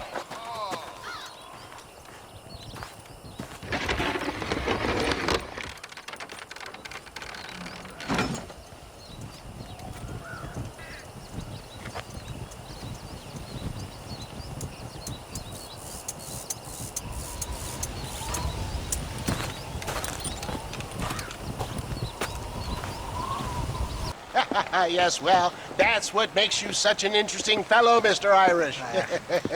Ah, Mr. Marston, I've come to wish you well. How are you, sir? I'm okay. It seems that our friend Mr. Irish here is well connected south of the border. Oh, it's true. They love me down there. It's like a second home. I've got more friends than you could shake a stick at, should you so desire. So you know the way? Oh, it's easy. We just get on me raft here and let the current sweep us away to paradise. Come on then, Dovey. I'm not sure your idea of paradise and mine are quite the same, Irish. Relax. We'll have a great time and we'll find your man Williamson, no bother. I hope so. Hey, come on now. Look at it this way. I know we ain't exactly old pals, but, you know, have I ever done you wrong? No, but not through lack of trying. Hey! Well, you boys have fun down there. I shall miss you, John Marston. Thank you. Where are you headed? Oh, me? Oh, London or Paris or maybe Peking. I'm a traveling man, sir. This land is much too small for the likes of me. Well, try not to get yourself killed. Oh, well, yes, we men of science are not a very loved bunch in this land of myth and superstition. I'm off to the civilized world where men like myself are revered and given medals. Ha! Have fun. The same to you, sir. The same to you.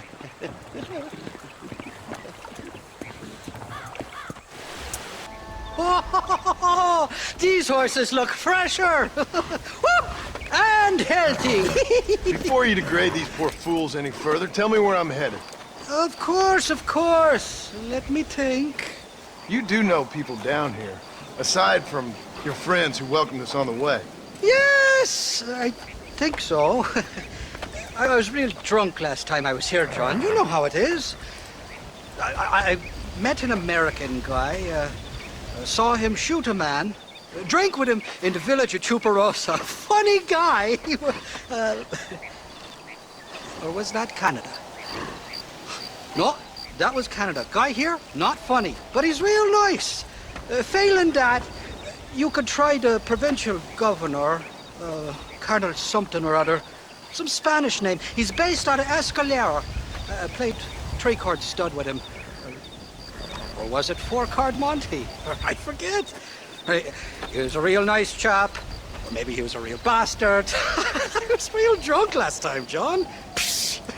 Well, thanks a lot for your help. Oh, let me guess. You gotta be on your way. The famed hospitality isn't what it once was, and I've never been known to overstay me welcome. So off I go to greener pastures. Good luck, John. You're an angry and a feck ugly man, but not a bad one.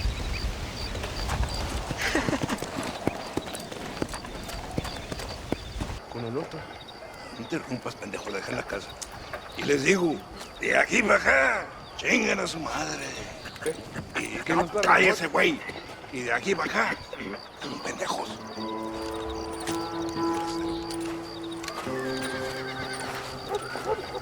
¡Hey, gringo! ¿Hablas español? No, sir. Pardon, pero yo habla un solo poquito español. ¿Habla English? Oh, sí, gringo. Hablo mucho inglés. Sí. Hablo filthy fucking bean eater. Hablo Slippery little Mexican, algo. Little piece of shit. Comprende, amigo? Comprende? Hey, what are you doing here, gringo? I don't remember inviting you to my country. I don't think you did, amigo. I mean you no harm. You mean us no harm? This is funny. What harm could you do to us exactly? Nothing, amigo. Now, I appreciate the welcome committee, but I'd hate to spoil a beautiful afternoon on such beautiful land with any further unpleasantries. Now, if you'll excuse me. Hold it, gringo. I think you're forgetting something. A little taxation. I have a large family. Very big. I too have a family, friend. So that we may see our families again, I suggest we part ways amicably.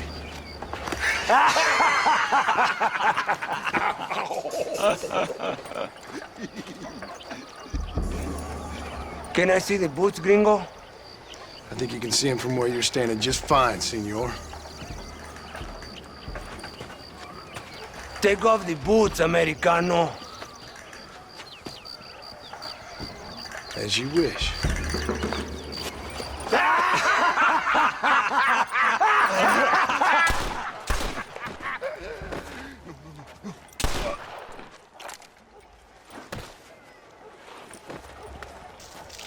Oh, very good. Very good indeed, sir. What a great way to improve border relations. An illiterate farmer crossing the river, coming into their civilization and butchering the local peasants. Thank you very much, sir. Don't mention it, old man. You kill peasants, you become a peasant. I never aspired to be anything more. A socialist, huh? No wonder you left America. I'm many things. Most of them bad. But a man of political principles? No. Well, then I fear Mexico may not be for you, sir. Don't you worry about me. Oh, but I do worry. An angry man a long way from home, a man who handles a gun as sloppy as you. I can handle a gun okay, partner. As long as you're killing quail or peasants. But if you have to face another man, you don't stand a chance. And you do? Can show you a few tricks. Come with me. Hold on. What's your name? That doesn't matter anymore. And you? I never had a name, mister. I was raised in an orphanage. A real American, huh? Wonderful. Just wonderful.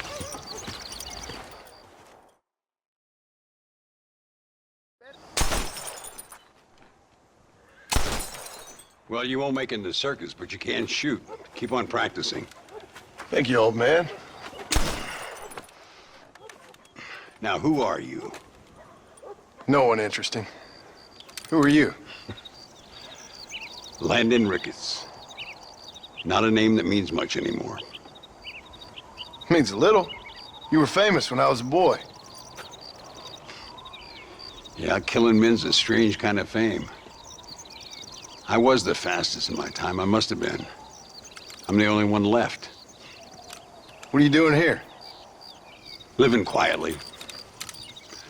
Waiting. For what? I don't know. And you? I'm looking for a couple of men.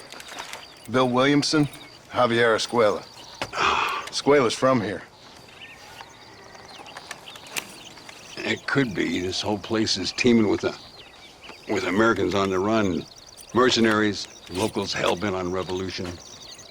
Revolution? Another one? Yeah. Never really ends. This whole place has been a hotbed for revolution since before the Spanish left. Now there's another local guy running around promising the peasants their freedom. Just like the last 2 or 3. Local government, foul bunch. Colonel Allende, he runs this place like a feudal king. He's an awful individual. Is that so? Yeah. Until someone puts a bullet in his head. Come on, let's get back to it. You gotta keep that back straight. Otherwise, it makes the gun jump. Senor Ricketts, por favor, senor. Our bank wagon's under attack just outside of town. We need your help again. Whoa, slow down, Ramon. We'll take care of it. Thank you, senor. Again, you are the savior of this town. Well, my friend, are you ready to take a less theoretical exam? Sure. I don't think I ever rode with no savior before.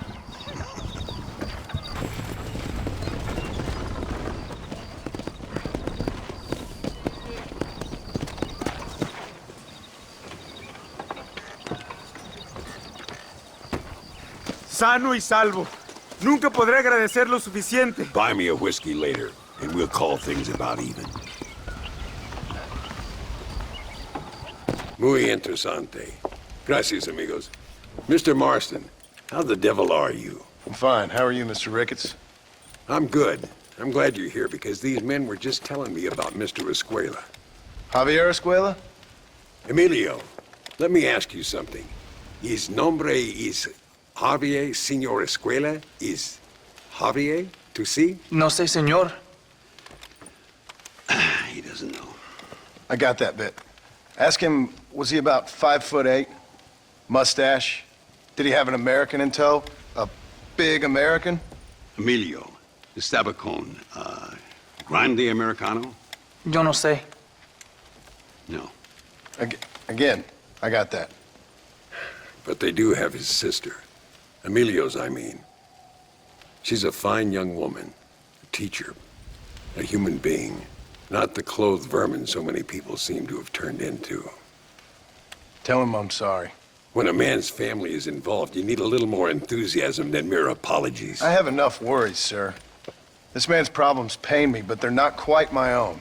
Those who sit on the fence make a choice, in their own way. Don't you think, Mr. Marston?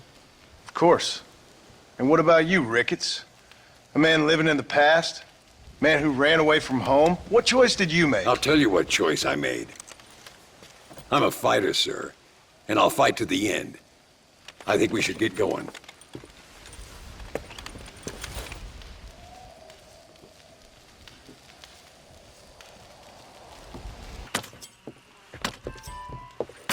Carlos. See? We're here for Luisa. She's still being held up in the caves? Yes. She's still up there. Who's the cowboy? We're here to help. Muy bien. I can distract the guards. You and the gringo can get inside. Let's do it.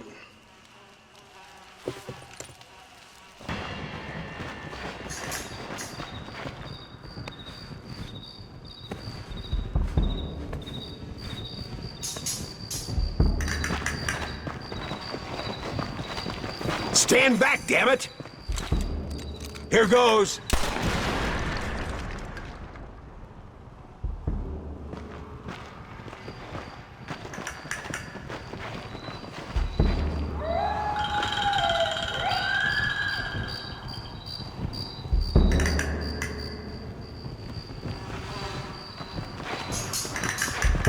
Come on, boy! Poor girl's barely alive. Let's get that. Thank you for saving me. You're good men. Friends of the people of this land. Was someone named Javier Escuela one of the men holding you? No, I don't know. I don't think so. But I remember that name from prison. Bad people spoke of him. I told you, John, he's still in Mexico. Okay, then. I guess we'll keep looking. Yeah.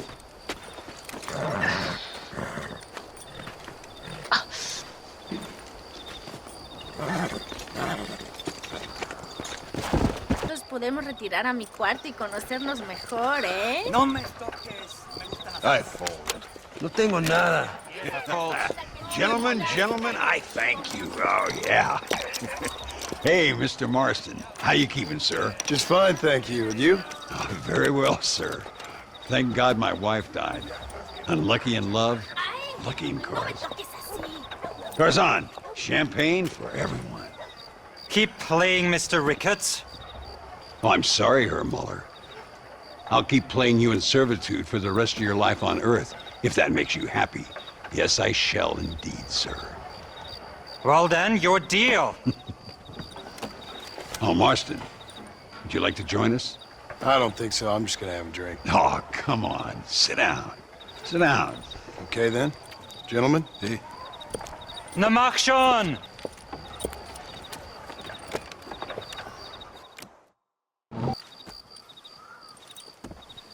You fucking cheat! Excuse me? You fucking looked in my fucking cards, you fucking cheat! Now, Herr Muller, let's calm down. There must be some mistake. There's no mistake. Your Yankee friend here is a fucking cheat. Easy there, Germany. Calm yourself down. Oh, yeah, you know exactly what you did. Yeah, I know exactly what I did, friend, which was nothing. Now, I'd prefer it if we could all play a friendly game and no one get hurt. You planted this guy, Ricketts. Now, why would I do that? I've already beaten you. Now, calm down and let's finish the game. There's no more cards game. Ease up there, friend.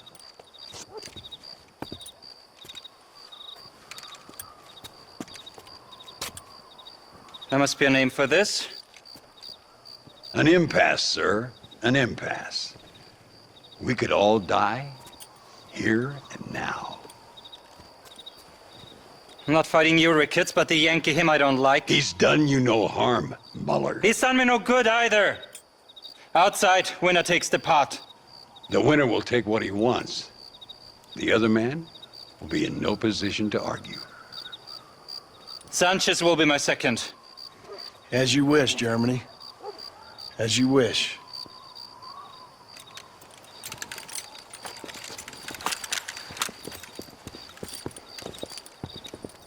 Walk with me. Your health. You, the man they call Marston, see? You like killing? Watch me cut her throat. Nice friends you got here, Mr. Ricketts. Tú y yo, Marston. Peleamos ahora, We fight now. Well, I must say, you tourists certainly bring peace and prosperity to this land. Then again, I doubt Muller will be missed. He wasn't much of a poker player.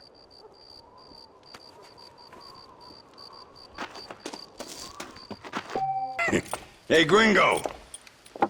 Mr. Ricketts. Come on in. Sit down and have yourself a drink. Sure. Say, any word of Javier Escuela? No, nothing yet. Say, why are you after him anyway? We're old friends. We was kind of educated together. So what is this, some kind of high school reunion sort of thing? Something like that. Well, you've killed people. You lived the life. That I have. And I tried to stop. I mean, I don't know. I tried to go straight. I did. I left the gang after the gang left me. Left me to die after I'd been shot. They'd all gone crazy anyhow. Our old leader, fella you probably heard of.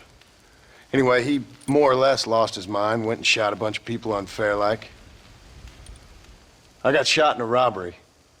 They left me, and I left them. Well, that's how it goes.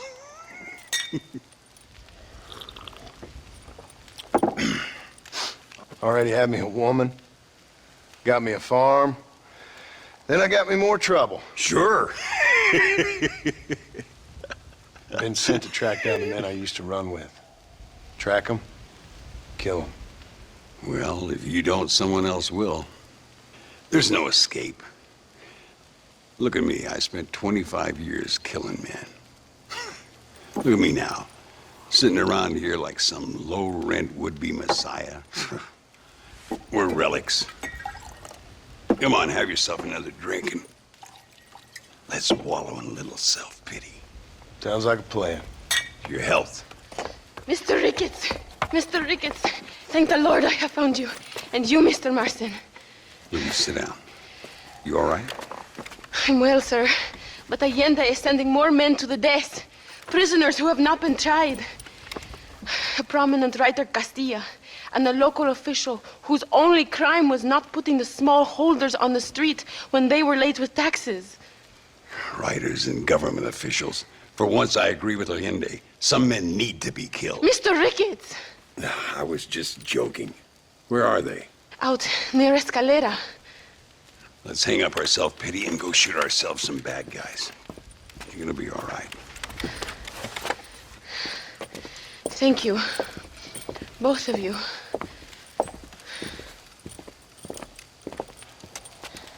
Goodbye.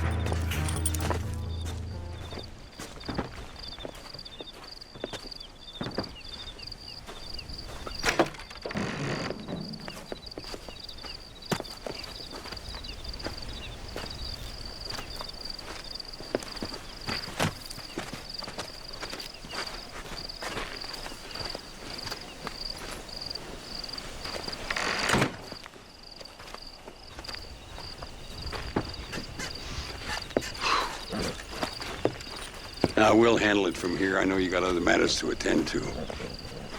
It's been nice riding with you, Mr. Ricketts. And you too. You took me back to another time. Talk to Louisa. She'll help you, and she's well connected in that other land. I hope you find what you're looking for, Marston. You know what I'm looking for. If you say so, Marston. If you say so. What do you want, gringo? What are you doing here? Have you heard? There's a war going on. My name's John Marston. Been sent here to retrieve a couple of men. Can I speak to your commander? You want to talk to my boss, gringo? I guess. Because I'm not good enough for you? No, sir. You think you're better than me? You come to my country, my poor little country, and you think you can be friends with the president? No, sir. I'm sorry, sir. Things must have come out wrong. Maybe you can help me. You'll be sorry, friend.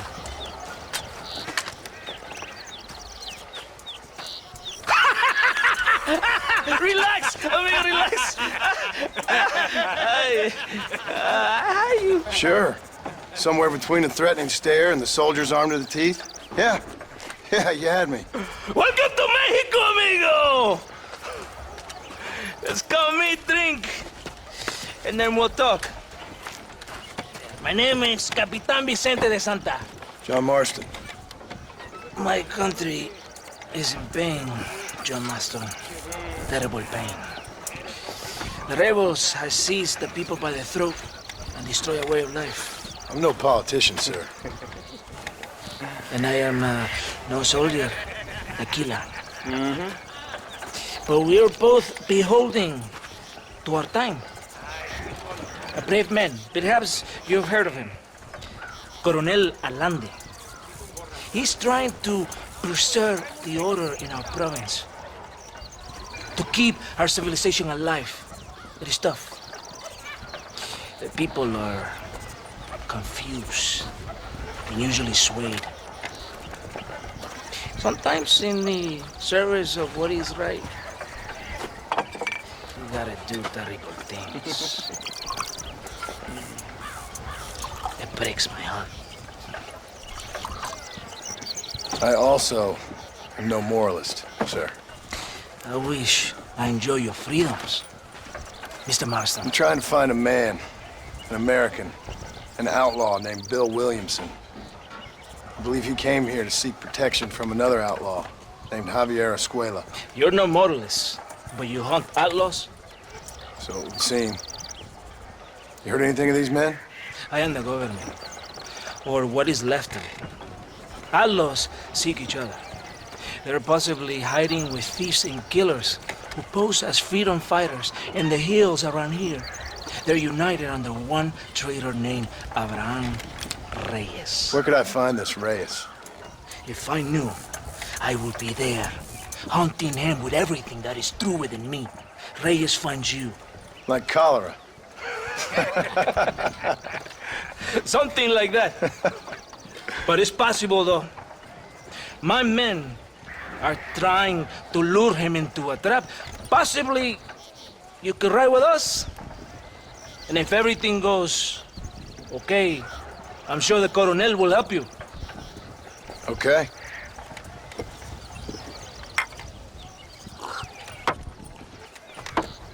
¡Vámonos! Todo bien, compadre? You did a good thing for Mexico today. Colonel Allende will be very pleased.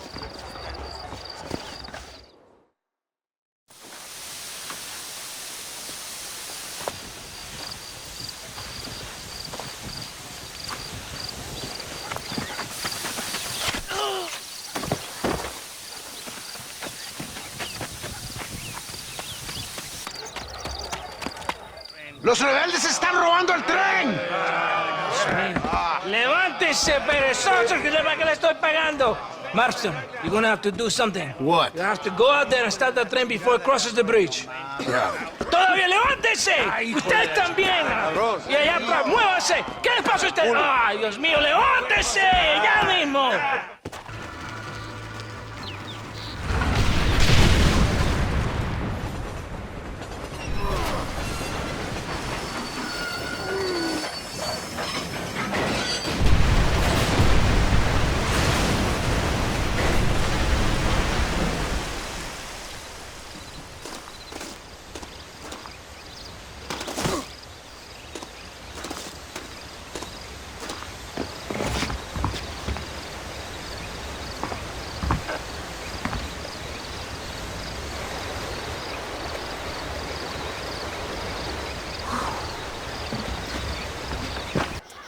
Eres llorón, maricón. Me das asco. Hablas lealtad, pero eres transparente. Estarás aplaudiendo cuando mi cabeza está pelado, ¿verdad? No, mi excelencia. Mis hombres y yo estamos trabajando noche y día por su honor. ¿Honor? ¿Qué eres, un muchacho? Jovencito, sin vergüenza. ¿Qué diablos es este cabrón? That's the man who helped us defeat Reyes. The man I spoke to you of. A friend of Mexico. Hello, sir. Hola, gringo. So you are the bounty hunter, huh? Have you found your prey yet? No, sir. Perhaps you come to hunt me, huh? Your country loves to make trouble in mine. Perhaps, but it isn't so. Perhaps I should tie you to a horse and let it drag you around town. Or let the dogs fight you, huh? Then see what you say. I'd say the same thing. I'm here to bring two men to justice, nothing more. Your politics or ideas of entertainment are not my concern. Yeah, I suppose not. Pero son tuyos. Sinceramente, espero que me encontraste alguna compañía más interesante que esa bruja que me traíste anoche. Let me ask you this, sir. Do you know anything of the men I'm looking for? Escuela is from this province. His father was a borracho, a drunk who worked as a laborer on land cultivated by my uncle. Men like that are natural allies for Reyes. My people have lived and worked here for 100 years. We brought civilization. And these people, these fucking monkeys, despise us. We brought them God! And they turned their back on him. Now I fight to help them from themselves, to save them from themselves. I see in their faces that they would kill me if they could. They see only a tyrant. That is the way it is. These people need a ruler. Well, sorry to hear that. Sorry? Why be sorry? It is a way of mankind. A fight between two forces. Que será, será. What will be, will be. But I know one thing, Senor Marston. Force, force, must be used if you're to have your own way. I'm sure. Now, perhaps you can do me a favor while I find these men for you. After we find the men, then I'll help in any way I can.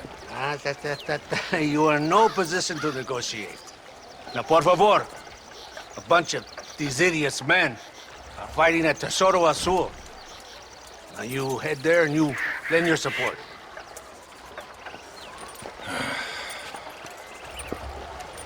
Baboso, ¿Cuántas veces voy a decirte? ¡No ponga detrás de mí! ¿Qué eres, cabrón? ¡No está mi sombra! ¡Vaya! ¡Santa! ¿Por qué tardaste tanto? ¿Y quién es este gringo? Nos debe un favor. Cada hombre ayuda. I hope you fight better than this little girl, gringo. Come, let's have some fun.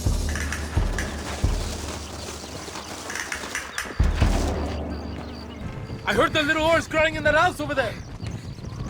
Remember, nobody takes them before Allende. We did all this just to get women for Allende? No, that's just a bonus. This village is riddled with rebels. Make sure they don't have homes to come back to. There are fire bottles over there. Use them to burn down some of these houses. And what makes you think I'd do that?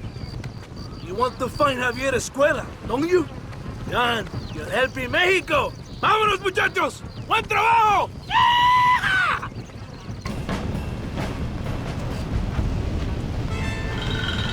Isn't that beautiful? You really are pathetic. You need to relax. Come back to the villa and sample some of the new girls before they spoil.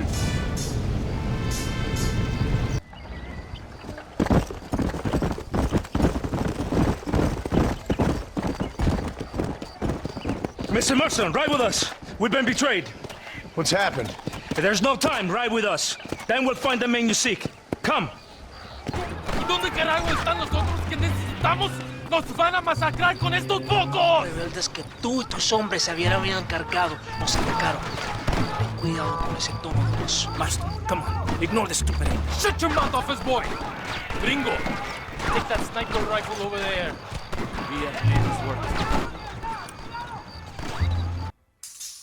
Tengo hambre. Lo que sea, mujer. Amigo, ¿qué pasa?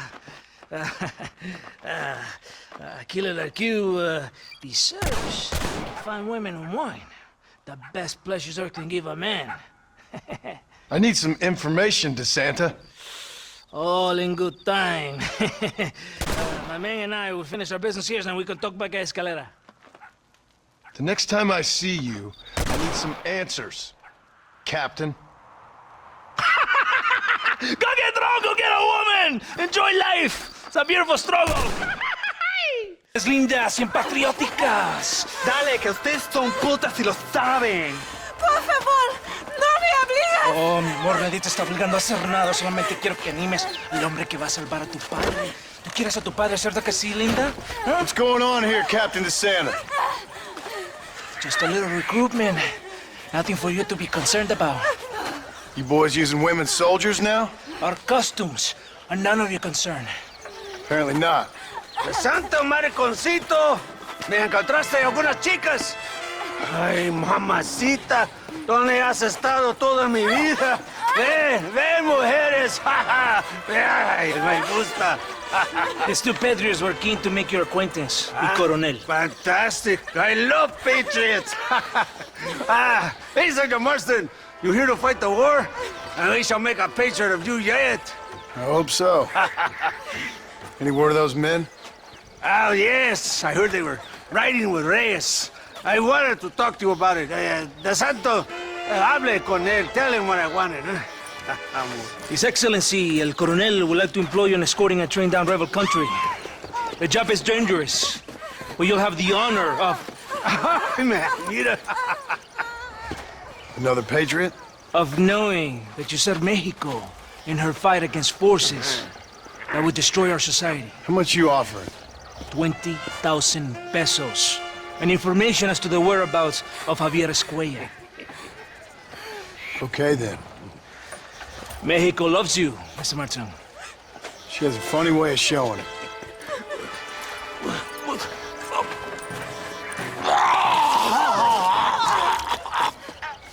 Senor Marston, thank you for your efforts. The escort was a success. At least some of your men survived. I didn't think to survive myself. My whole life I have dreamed of a glorious death. Vamos. Rapido antes que nos ataquen otra vez. These socialist pigs cannot be allowed to win. Mucho. Está bien, mamá. Está bien. No. Señor Marston. Mamá, papá, este es el gringo que me salvó. Muchas gracias. My family's indebted to you. Forgive my English. What's happening? Great and terrible things. The revolution is coming. The country will be in turmoil once more. This time, we hope it's the last time. Does that seem likely? With Abraham Reyes, anything is possible. Where's your family going? My parents and my brother are headed to the hills. My sister has to flee. The army have an unfortunate way of treating women. And you? Don't worry about me, Mr. Marston. I'm living in history. I'm not afraid to die. Your nobility's almost as affecting as your naivete. I would rather be dead than a cynic like you, Mr. Marston. I would too. I know you're not really like that. You saved me. Luisa, ¿quién va a salvar a Miranda?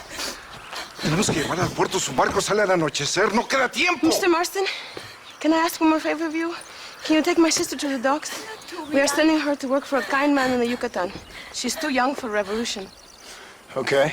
Anything I can do to help out? The boat leaves at sundown. Miranda, vamos. Oh, adiós, Miranda. Ten cuidado. Adiós. Te amo. My... Gracias a Dios. We made it in time. Thank you for everything. Will I see you when I return? Not likely. I ain't planning on staying very long. In some other life, then. Maybe. You should get going. Travel safely.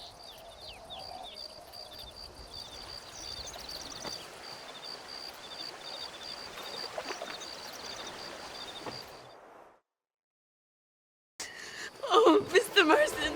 Mr. Marston. What's wrong, Luisa? I don't wait for myself, but for my country. Abraham Reyes has been captured. He has? He was coming to meet me at Roca Madera. It's a very romantic spot. It was a beautiful night, yet he was ambushed by patrol. My heart is breaking, but I cry for Mexico. Where's he being held? El Presidio. You know, in our hearts we are married already, but his family do not approve. How could they, when I am little more than a peasant girl? But that's what makes Abraham the man he is. He doesn't care for their bourgeois, snobbery, or elitism. He sees the real me, the woman. I'm sure. I'm going to go and rescue him, or die trying. Oh, whoa. I don't think that's such a good idea. Ride with me to near the jail. We'll figure out how to rescue him. Mr. Marston, you're truly a friend of this land. So everyone keeps informing me. Let's go. Luisa sent me. We have to meet her by the river. ¿Qué? Luisa, the girl you're marrying. Oh, yes. Such a devoted thing. El amor de mi vida. Abraham, Mr. Marston. Oi! The revolution will live on thanks to you. Yes, indeed, John. You are as a brother to me. And my people need a man such as you to help our cause. My ranch is in Agave Viejo, and let me say, my brother, that we await you. Well, best of luck to both of you, but I need to find 2 men so I can return to America. No problem. I will help you find those men. And in return, you will win a people her freedom. ¡Viva México! ¿A dónde tú vas, bella? ¿Eh? Bye, John. Vente conmigo. Tú sabes que en esta luz puedo ver el fuego en tus ojos. Laura, dame la fuerza para luchar. Your Marston! Good news, good news. The Colonel himself wants to speak to you. Come. Dámelo, dámelo, besito, besita. Don't be so conventional. Look at that ass, huh? Magnificent. I'll save her for later. Or I'll kill her and all her family. They're probably rebels anyway, huh? Anyways, it's good to see you, amigo. Good to see you. You know, you are a rare find. A gringo who is also a friend of our country. Bienvenido. We welcome you. Okay. Relax, relax. I have some wonderful news for you. Quite wonderful, in fact. You know the men you hunt? They have been captured in Chuparosa. I want you and DeSanta to ride out there, and then you can take possession of them. It is my gift to you for all your help, senor. Although part of me wishes that you would remain here and enjoy more of our hospitality, huh? Thank you. If it's all the same, I'd like to collect them in. I have a wife and son at home whom I miss. Don't we all, amigo? Don't we all? DeSanta, I want you to take care of Senor Marston. Vámonos, cabrón, go! Adelante! Mi amor! Mi amor!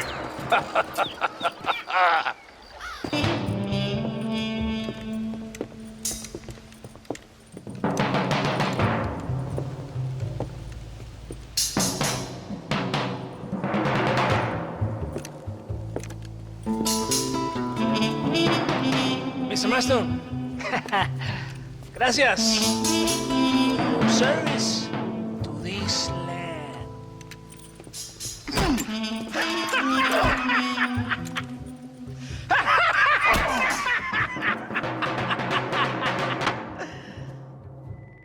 ¡Levanten esta pizza, mierda! ¡Levántenlo!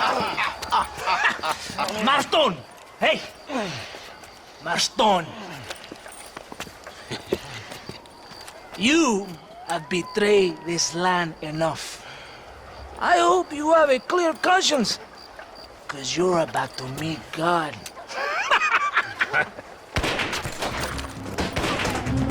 My brother, they will kill you if you don't get your ropes off. Over here, I will free you.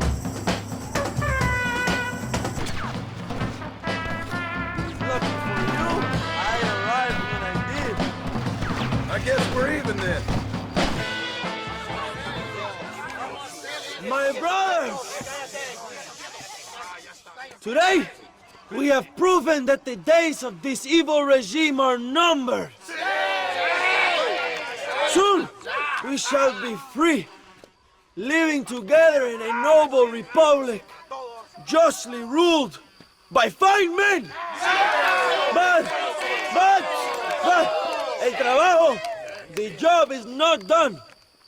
Our struggle is not over. We will fight all day and night until local tyrants like Allende are no more. And him and all his dogs are brought to the sword. We shall be free. This time things shall be different for every man and woman in this land. And one day soon, Allende will know justice. My brothers, fight on! In our hearts, we are all free! Let us make it so! ¡Viva la revolución! ¡Viva México! ¡México! ¡México! ¡México! ¡México! ¡México!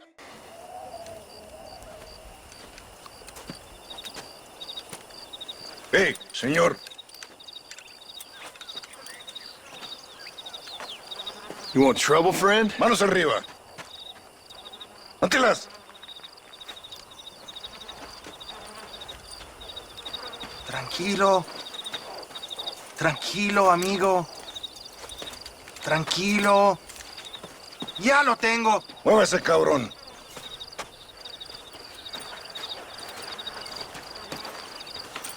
Muévase.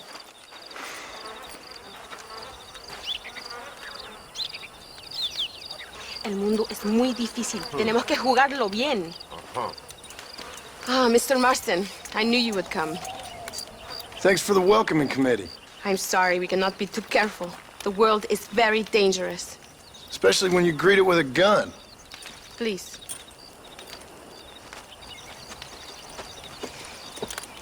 Mr. Marston, my father was killed yesterday. The army found him and accused him of treason. They cut out his heart and fed it to their dogs. Allende did this. Then he took the honor of 2 young girls. I'm sorry to hear that, Luisa. My father must not die in vain. His death must mean something. It'll mean that war is brutal and unnecessary and good people die. And that's all it will mean. That is not enough. Well, you know I'll do whatever I can. But I have problems of my own. We all have problems. This is about the people. My father died for his people. For these men and for millions like them, that they may be free. While there are guns and money, there won't be any freedom, Luisa. Mr. Marston, the movement is on the brink of great victory. Allende knows this and has sent for reinforcements. Abraham Reyes asked personally that you stop them reaching Escalera. They are coming by the old trail. You must ambush them. I have my own family to worry about. Mr. Marston, I have lost my father. My mother is in the United States. My sister has fled. I have no family. Just because. Please. Good actions make you a good man. Then I'm doomed. But I will help you, out of respect for your loss. Thank you, Mr. Marston. Thank you. Thank you, Mr. Marston. We are a step closer to power. My father would be very proud. I hope it was worth it. I must return to Campo Mirada. Meet me there when you can. I will do my best to return the favor.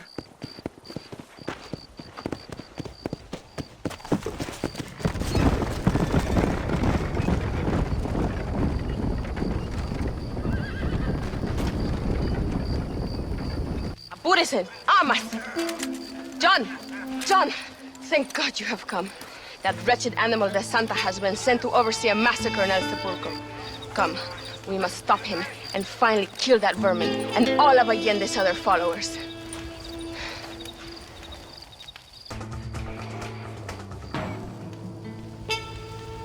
Tell your men not to open fire till I make a move.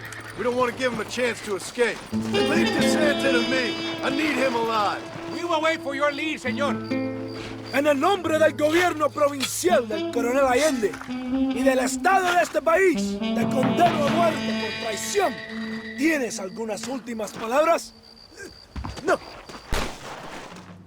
Come on, quick!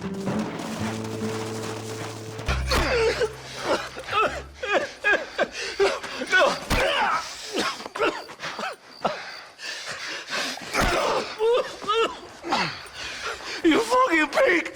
Go back to your country! Where is Javier Escuela? Wait. Okay, all right. Shit. All right. Casa Madrugada. It's hold up there.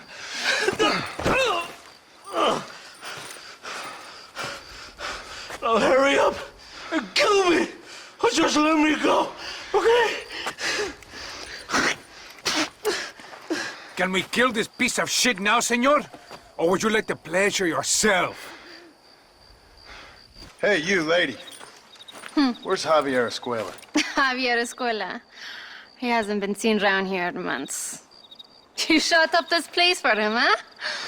I wouldn't spit on him if he was on fire. I don't blame you. But Captain DeSanta said he was here. And you believe him? You must be more stupid than you look. Go shoot up some play sauce.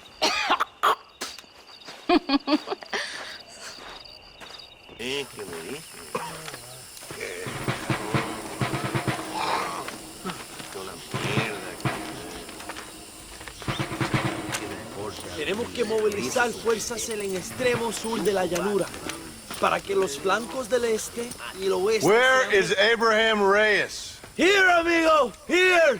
Well, look who it is. The American bandit turned bounty hunter who is about to win the Mexican Revolution. I don't know about that, mister. No, but I do, Mr. John Marston, I do. A man like you, or me, with just a few such men, I tell you I could rule the entire country. Hey, hermanos unidos, set my people free! ¡Libre México! ¡Libre México!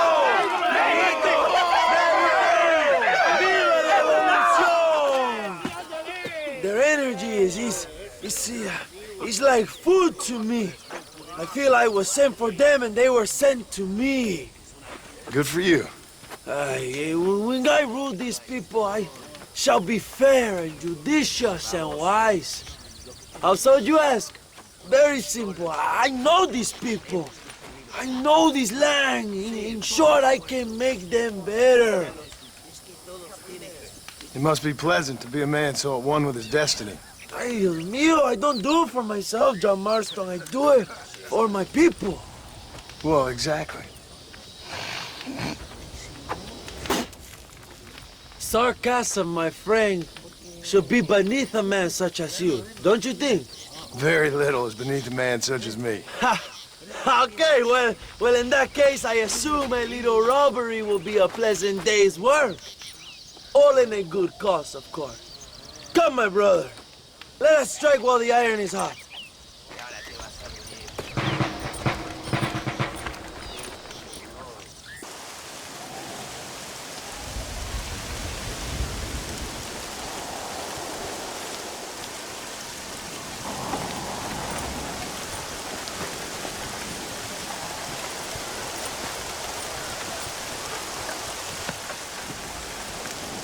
So listen, this train is filled with valuable supplies we need, but it's also filled with government troops. We'll set up a very loud distraction.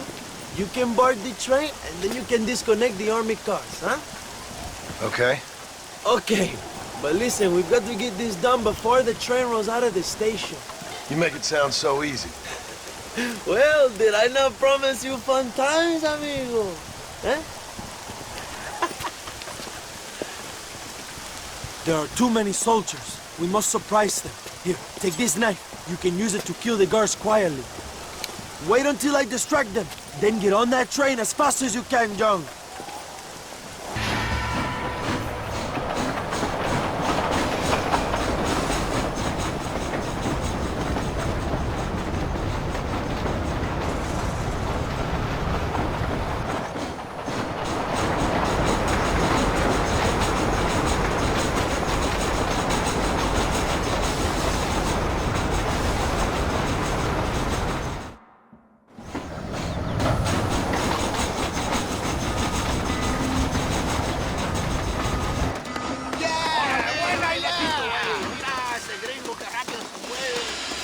You move like a cat onto that train. Magnificent. Go ahead and blow the armored car and take whatever you need, my brother. Vámonos.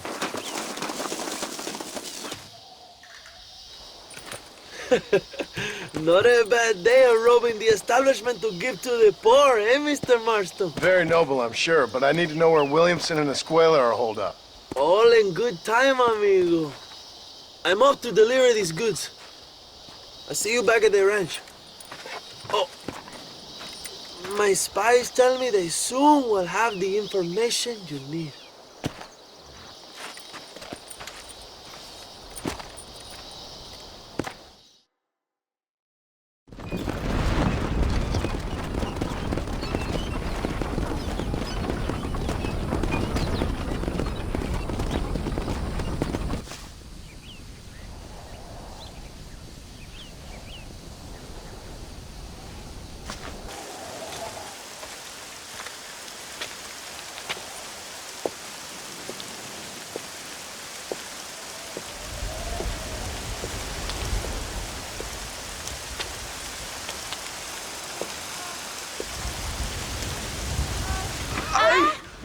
Mejor puta que he chingado. ¡Viva México! ¡Qué rico! Ay. John, excuse me. Oye, mamita, cuando te vea la próxima vez que sea un poco más durito, ¿ah? And I mean rougher, ¿ah? What would your most loyal follower, Luisa, say about that? Who? Luisa, the girl from Campo Morada? Her, a gentleman never tells, but she was a most wonderful... I just say she was increíble. Yes. Let me tell you something. I strongly recommend her. You take her when you have the chance, my brother. She thinks she's your wife. My wife? These peasant girls, they believe every word a fellow says. So naive. It's really quite charming. I love peasants. Don't you love peasants? I love them. They have such purity. Are you gonna marry her? Ha! Marry a peasant? My dear boy, don't be absurd. I'm going to be the next president of Mexico. My wife will meet ambassadors, kings, other great men. The very thought that I would marry some peasant girl with a tight gun and the hands of a farmer, well, I really don't think so. My mother, que Dios la cuide, would turn in her grave. Interesting. But come on, let's run. I've got an amazing present for you, my brother, huh? Yes? The man you seek. Together, we will bring them to justice. Let's go.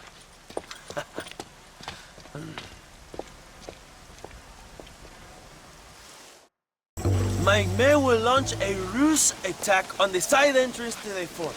Meanwhile, you, my American friend, will drive this wagon at the front gate and jump off when you're close. It's been packed with 5 crates of TNT. That sounds crazy. How long's the fuse? Yes, like I say, fun times. It's plenty long enough, I think. I'll see you in there, amigo. Hello, old friend. It's been a long time. Hello, brother.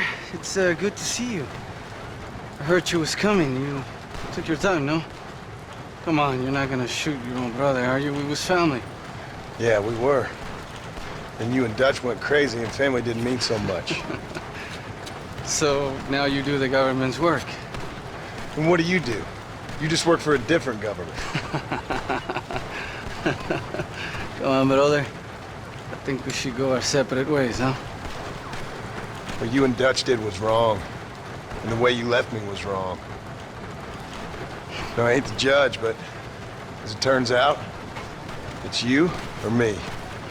The way I see it, might as well be you. We thought you was dead, brother. I promise. I'm telling the truth. Besides, I can give you a bill. In Dutch. Dutch is in Colombia. I can take you straight to him. You left me to die? Whoa. To save your own skin, and now you expect me to care about you? You got it all wrong, brother. I've always loved you. Even now.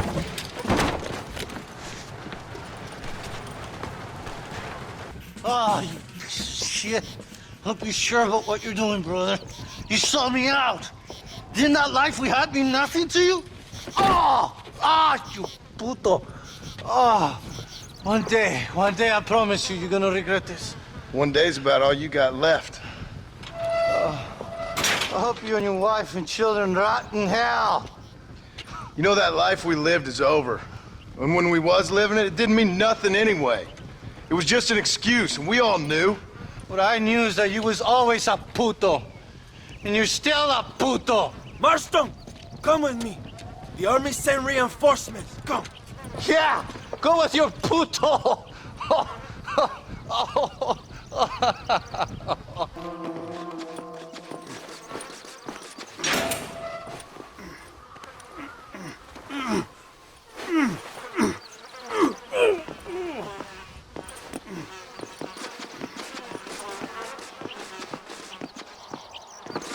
Two old friends reunited.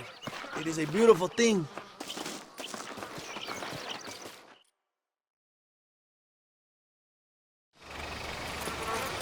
Mr. Marston, fancy seeing you down here. I must say it's a pleasant surprise to see you. You've done well, Mr. Marston. Now, Javier here gets to see how far the hand of justice can reach. Come on, you. Get in the damn automobile. Can we assume one of my commitments is cleared? Unfortunately, nothing is cleared, John, until your obligations are met.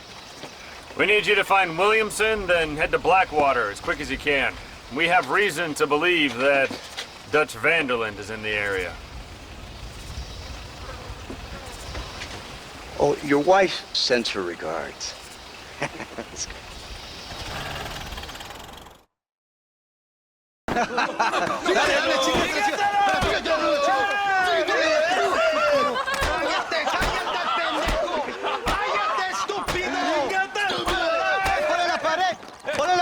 voltealo, voltealo. Quítate, estúpido. Le voy a dar un balazo. Quítate. Quítate, pendejo. Quítate. 1, 2, 3. ¡Que viva México! ¡México libre! ¡Ándale! Calmado, no, para atrás, para atrás. Usted para atrás, para atrás, para atrás.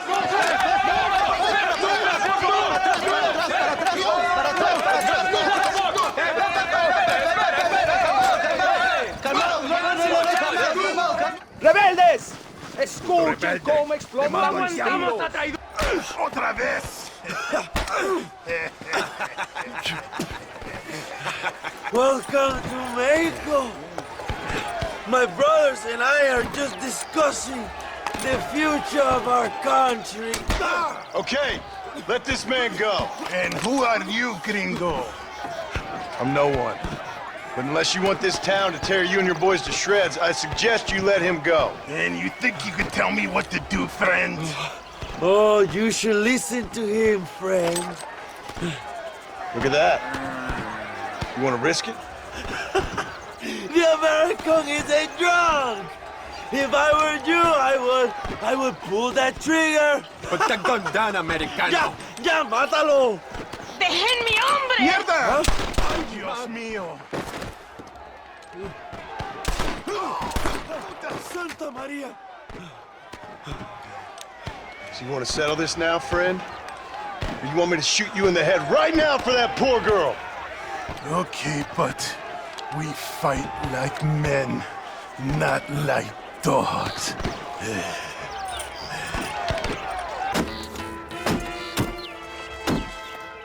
Come on! We can still get to my stagecoach! Go then! I'll cover...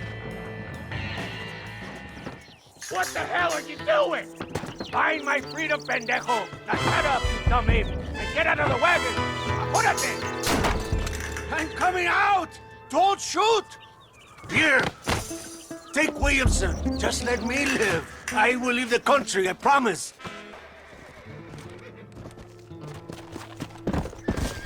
Allende is dead. Mexico is mine.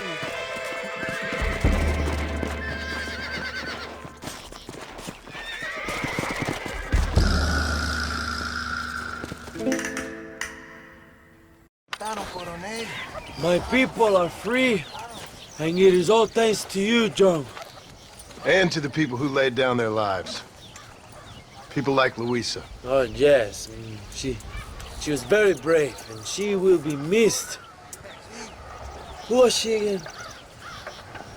Your peasant girl wife-to-be? Oh, yes, of course. She will have a day named after her. Laura's Day. Luisa. What? Oh, yes, I know Laura as well. Magnificent girl. Like riding a pompous bull it was, amigo. You never saw anything like it. Anyway, enough about sport. Let's get back to politics. I trust you will join us in riding on the Capitol. I'd love to, but with Williamson dead, my jailers need me back in Blackwater.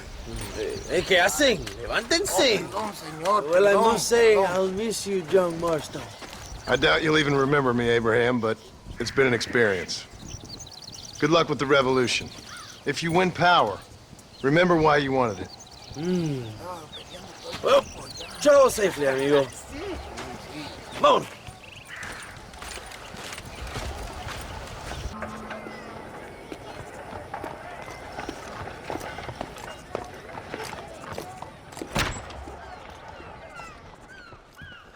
$101, $102, $103, $105, $106. I'm here to see Mr. Ross. 107, 109. Edgar Ross. 113. Upstairs on the right. 114. 115. 116. 117.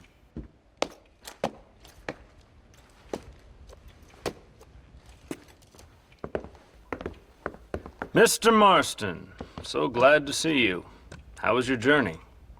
Where's my wife and son? Being well looked after. Well looked after. I want to see him. Mr. Ross wants to speak with you. We've had some important developments. You want me to take out a gun and blow a fucking hole in your head right here? Right now? You want that? Mr. Marston. You want that? Mr. Marston, I ask you to calm down. Why? Why? I did what you asked. I got you Williamson and Escuela. It's over. Stop playing games with me. No one's playing games with you, Mr. Marston. But if we were to play some games, there'd be some interesting ones we could play. Thanks, sir. Like hanging you for murder, or confiscating all your property, like that little farm of yours, or having you put in an electric chair. Those are the sort of games we could play. But we choose to play a different game. So calm down and play along with us. Where's my wife? You know, I forget, but I hear it's very nice this time of year. Mr. Marston, please, I've never insulted your meager intelligence. Do not insult mine. We've done this little deal for your freedom in exchange for all your men from your old gang. You gave us Williamson and Escuela. We still don't have Vanderlyn, but now we know where he is. Then go and shoot him. No, sir. I want you to shoot him for me. And then I'll let you be. The last thing I want to do is make martyrs out of all these people. He could be killed by some petty squabble by another lowlife. We believe Vanderlyn is holed up with a group of renegades near the wreck of the Serendipity riverboat. Yes. Another group of renegades. Obviously, the first group, your group, has, shall we say, been disbanded? Disbanded. Anyway, Mr. Ford and Mr. Marston, shall we go? Oh, Mr. Marston, your wife and son are doing well. Let's both try to ensure things stay that way. Okay? After you, sir.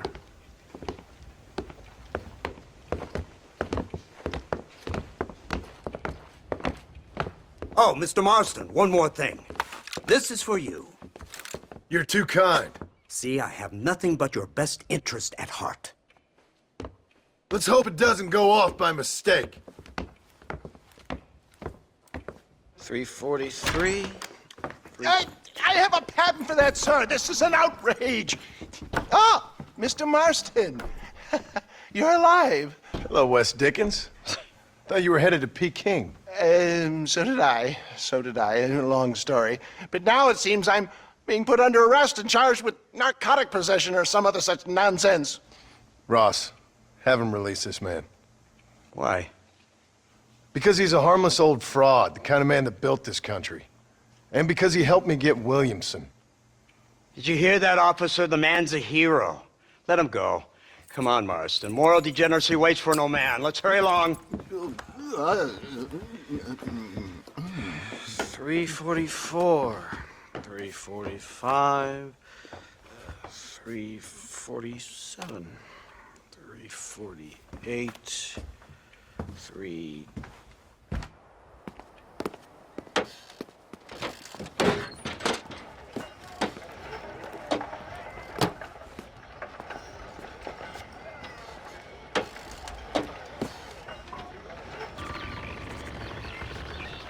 Over here! I found him! Good God, that's our informant! Nusk, what the hell's going on here? It's a trap! Shit, Marston! You'll have to carry this man! I don't think he can walk! Marston, lift this fellow into the back seat. Put him in the car so we can get out of here. Let's go, there might be more of them.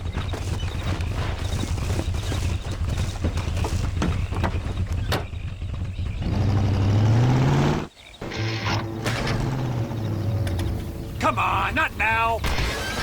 What's wrong? I don't know. The motor just gave out. Well, fix it, you fool. We need to get this man to a doctor. Of course, sir. It's Dutch's men. Marston, we'll hold them off. Fordham, he'll fix that damn engine.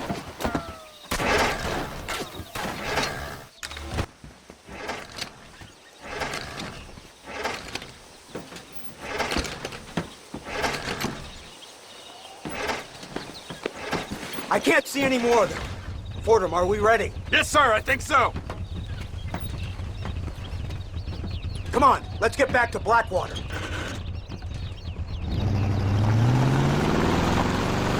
Damn! So, this is the office of an anthropologist named McDougal. He was thrown out of Yale for degeneracy. We should tell you something. Indeed. But he's been helping us deal with the natives in this area. They see him and they presume we're all idiot academics. Huh? Give me a hand here, Marston. Ah, Mr. Ross. Mr. Fordham? Good day. Good day. What on earth's going on here? Kid got shot in the leg. Beat up pretty good. We'll send a doctor. Now, McDougal, we need information from this fellow about Dutch Vanderland. Can you see what you can find out for us? Do my best, sir. Make sure you do. Professor McDougal has been a good friend of the U.S. government, Mr. Marston, just like you. Why don't you see if you can help him in his study of the native problem in this county? That's a good thing.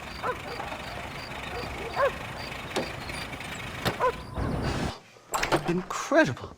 Simply incredible. Hello, Professor. Oh, hello, sir. Oh, Mr. Marston, sir. Good day, good day. How are you? Well, my family's health and well-being are being threatened by some unscrupulous government agents, and my own hard-won freedom is under duress. But these problems aside, I suppose I'm fair. Yes, the problems of civilizing nomads. Tell me, sir, are you from Norse stock? Not as far as I know. I was raised in an orphanage. My father was Scottish. Unfortunate. You'd make an interesting case for my theory of natural population characteristics. Really? Well, yes, a white man, obviously, but with a savage spirit. Trust me, sir, I mean savage in the best possible sense. Natural nobility, but also simple, pure. I've been looking at some blood samples through my microscope, and you know what? No. Well, of course you don't. It's a remarkable breakthrough. I've been looking at the blood of both natives and white men of corresponding height, weight, and age, and you know what? Again, no. They're exactly the same. It's remarkable. It completely refutes my last book. But I'll tell you what, sir. This sabbatical in the field may have been somewhat forced upon me by circumstance, but my scholarship has benefited enormously. Would you like to partake of a syringe of cocaine? I've quite enough for two.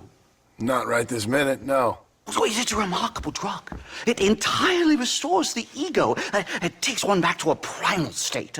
It helps my thinking enormously. Nastas, come on. Come in, sir. Would you like to take off your slippers? Or skin a rabbit? I know we cannot see the stars, but still my heart is pure, and we meet as equals. These savages must be spoken to simply in metaphors. No, sir. I grew up on a reservation and attended school. Oh, lovely. But I can show you what you want to see. I know where the group of bandits you seek are hiding. Both of you. Vanderlyn has attracted a following of young men on the reservation. They are turning to bad things. The savage heart cannot be conventionally civilized. I was right all along. Where's Dutch Vanderlyn based? In the hills, in Cochene. Let's go. I know a way there that is not guarded. Marvelous. It's simply marvelous.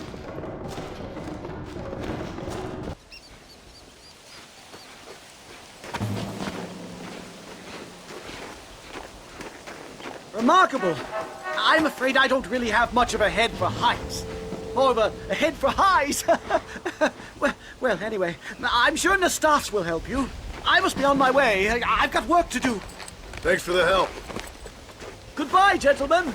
Enjoy yourselves. Let's get moving, mister!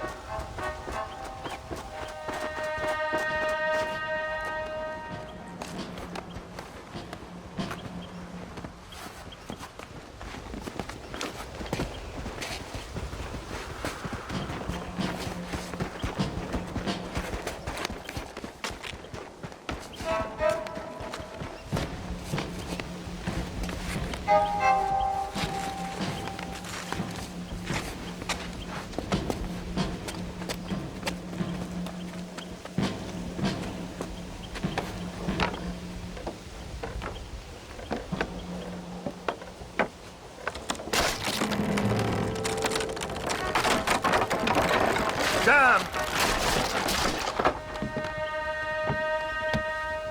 See if you can find another route, Mr. Marston. I will have a look around.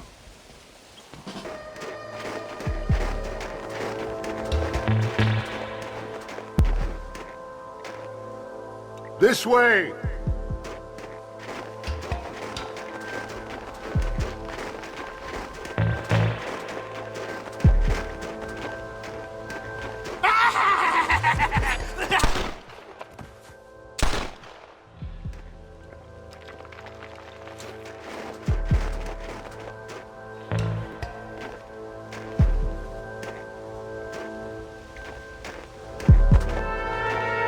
I'm hurt pretty bad.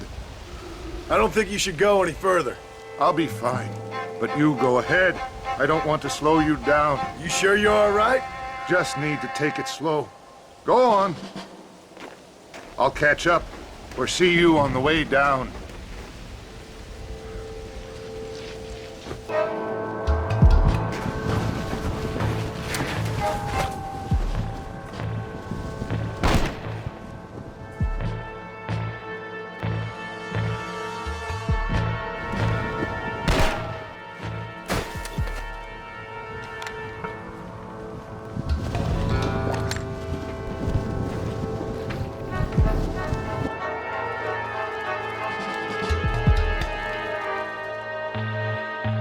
Mr. Marston?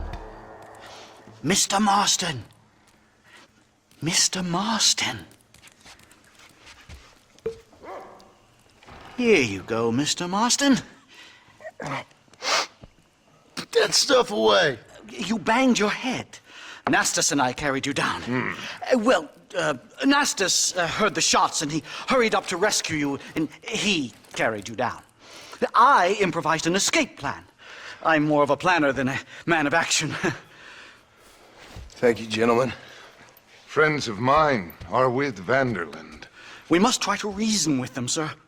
Vanderland's gang contains several natives. We must meet with them and try to save them from disaster. My people have already endured many disasters. Before, this was all our land. And now we have brought you civilization.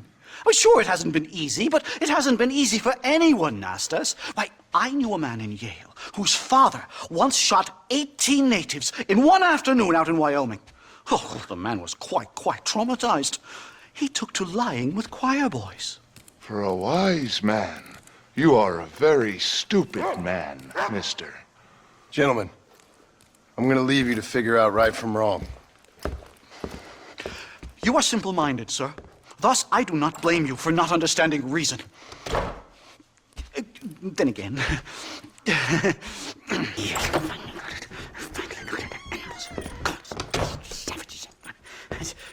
Marston, sir! It's good to see you, old bean. Good to see you. And you too, Professor. Forgive me. I am in a state of remarkable agitation, partly due to standard narcotic impulses, but also due to the fact that I have finally solved the riddle that has tormented my mind these past 8 years. What's that? The nature of the savage soul!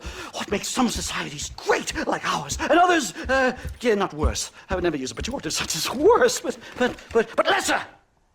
Meaning? What makes these beings less human than us? Closer to beast on the continuum between animal and God. You know, I argued with Fortescue at Yale about this. It caused a minor scandal. But I shall be proven right, sir. I shall. Mark my words. I shall show them all what civilization is all about. The Redskins and the nubs at Yale. Come, sir. I have a way to sate both our desires. I will bring you, Vanderland and me, the evidence of savages reverting to type. Come, sir.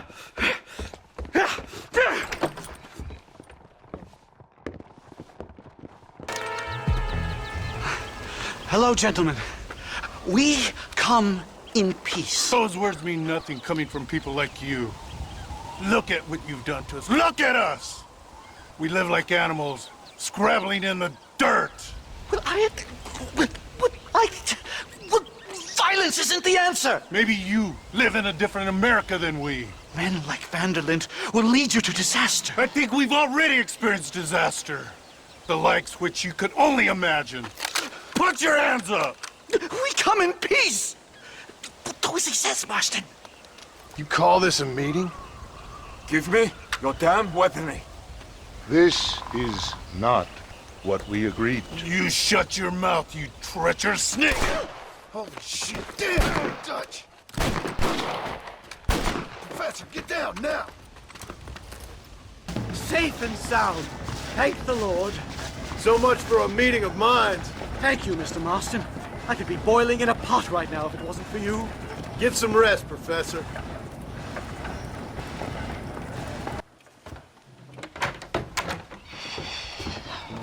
What a pleasant surprise, Mr. Marston. An informant just told us some interesting news. Our mutual friend, Mr. Vanderlyn, is about to pay call on his bank manager. What do you say to having a little financial discussion with the fella? This way.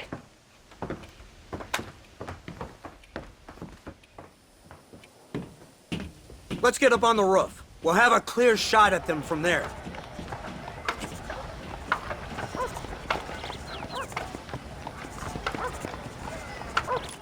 That door is the only way in and out of the building, so cover it tight. Do you see those horses to the left by the building across the street? Dutch's boys hitched them there. They'll have to run that way to make their escape. Don't start shooting until they're out in the open. If we spook them, they might retreat back and hole up inside. Don't shoot till I give you the signal. Keep your sights trained on that bank door. Marston, head into the bank with Hopkins and Manning. Get Dutch. Be careful. There may be some innocent people there.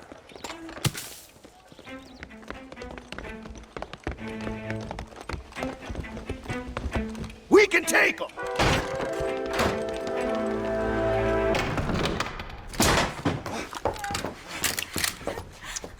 Oh, it's nice to see you, John. Hello, Dutch. How's Abigail? Well, I hope. Ain't seen her for a while. 'Cause you've been chasing me? Let the woman go, Dutch. Of course. Of course. How's your little boy? He ain't so little now. No, he must be what? 15? 16? Doesn't time fly? Don't adjust. It's over, man. Of course. Of course. I surrendered, John. You're the master now. I've been my master since you left me to die. We all make mistakes, John. I never claimed to be a saint, but equally, I never took you for an errand boy. Just trying to help my family, Dutch. By making compromises we all have to. Now let her go. It's over. You want the girl, John? You always were the romantic sort. You know, gentlemen, this man here, oh, he married a whore. Used to ride with us. We all had her. Oh, but he married her. And you know that makes him a better man than us. He's a better man. Have the girl, John. Easy, Dutch. She's a parting gift from me. No!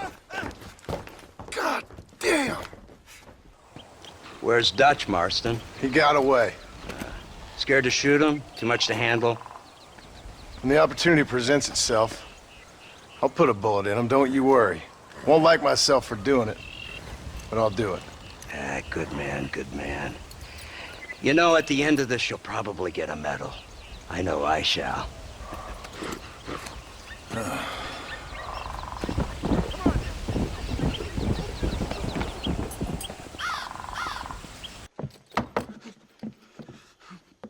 Professor! Oh, it's you, dear boy. Come in, and shut the door. What's going on? You leaving? Yes, sir. Yes, I am, sir. You know the thing that is vital, without which scholarship cannot proceed, sir? No, I don't. Not having a bullet in your flipping neck, sir. I am not cut out for this. No, I'm not cut out for this at all. Nope. They're fucking savages! Savages! I think we all are. Not me, sir. I'm from Connecticut. I'm a professor at Yale. I write books. I do not deserve to die out here. Where's my tincture? Oh, yes.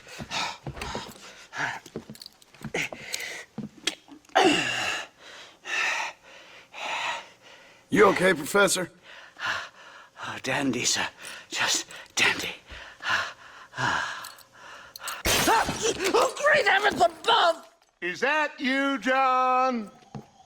Hello, Dutch.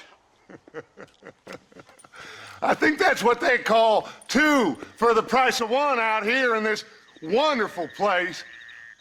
Maybe so, Dutch. You and your friend there, the professor, we're gonna kill the both of you. Why you want to do a thing like that? I don't know. Sport, I guess. Fair enough. Why don't I come out there? We fight. Let the professor go and send your boys back to their families. Well, that sounds like a beautiful plan, John. Only problem is, my boys here, they already lost their families a long time ago. We aren't thieves, John. We're fighting for something a bit like you. Only we're fighting for an idea, not just for ourselves. That's beautiful, Dutch. You always were a fine speaker. I was. Now, would you kindly send that academic out here so we can show him what we really think about the art of anthropology? Lisa, what are we going to do? I'm gonna hand you over to him and watch him tear you limb from limb. What? I'm just kidding. We're gonna run across the rooftops. Get you back to your ivory tower. Oh, thank you. Thank you, sir. Don't thank me. We're still here. Come on.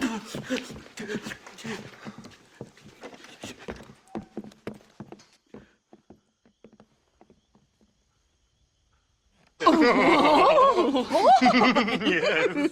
Oh, come here.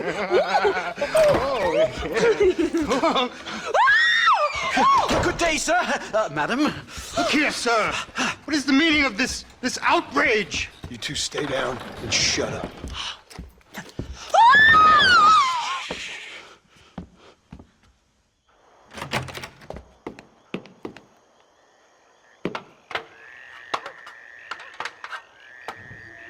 Come on. We can get to the roof this way. My research is complete. Much as I thought. There's no civilizing this savage land. I could have told you that for nothing. Ah, but they'll give me a prize in New Haven for this. Well, they bloody better. Well, goodbye, Mr. Marston. Best of luck, dear friend.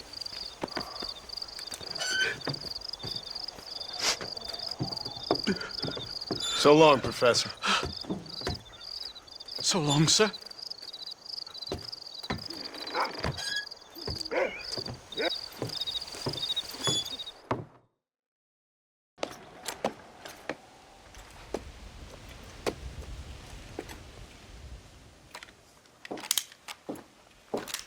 What do you want, Marston? My family. I've done what you asked. No, you haven't.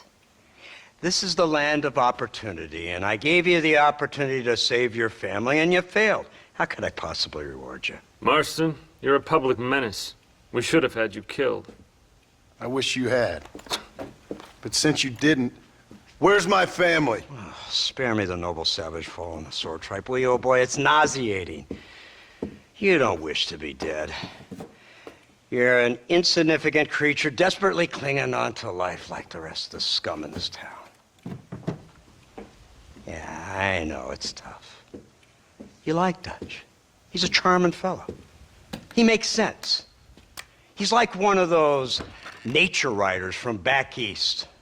Only he takes things a tiny little step too far. Rather than just loving the flowers and the animals and the harmony between man and beast, he shoots people in the head for money and disagreeing with them. He's a goddamn killer. Now, I'm not a great intellect, but the metaphysical leap from admiring the flower to shooting a man in the head because he doesn't like the flower is a leap too far. So, I know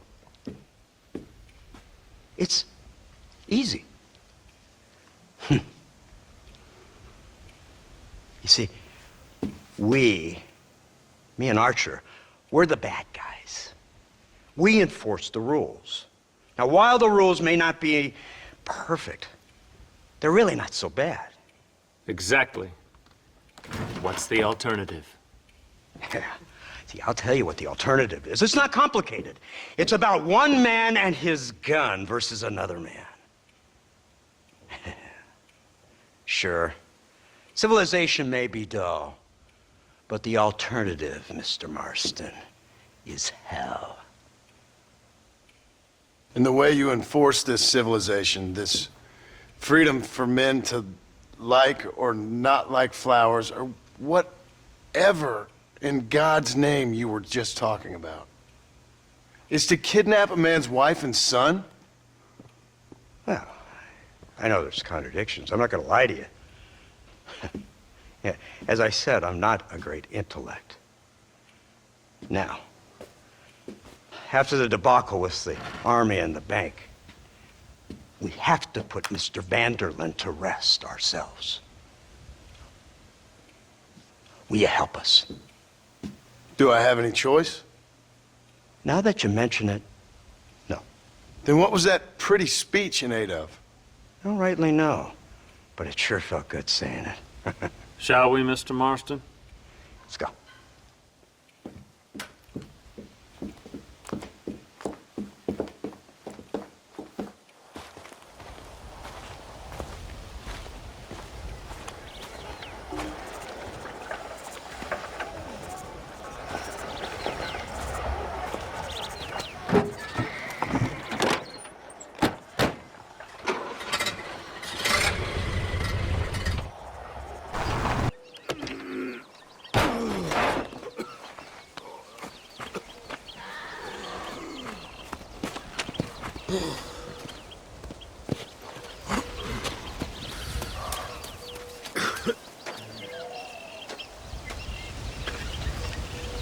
Well, Mr. Marston, it seems like your mentor Dutch no longer looks quite so kindly to his student. That man is insane. So it seems. I think we need to get him before sundown. As you say, Captain. Otherwise, he'll be gone again. And what if I say no? Now, before I shoot you myself, let me just point out the obvious. The one person we have left that can appeal to Mr. Vanderlyn is the last person we know who knows him. Your wife. That won't be necessary. Mr. Ross, Captain, let's go.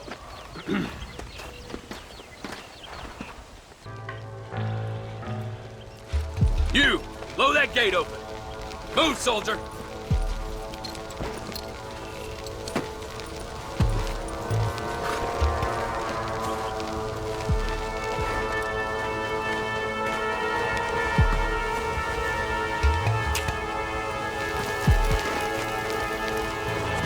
Go! Get down!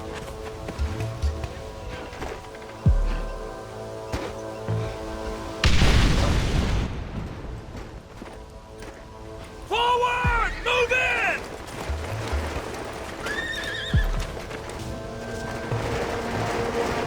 Right, Marston. We'll take 2 men with us. The rest will stay here and take care of the wounded. They'll plant charges at the gate. You and I'll provide the cover fire. You tend to your wounded. I gotta face Dutch alone. Looks like it's me and you, John. You should have stayed at home.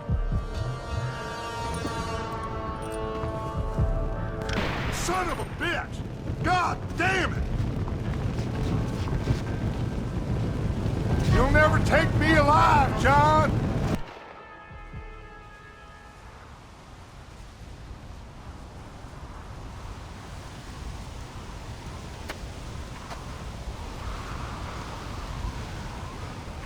Hello again, John.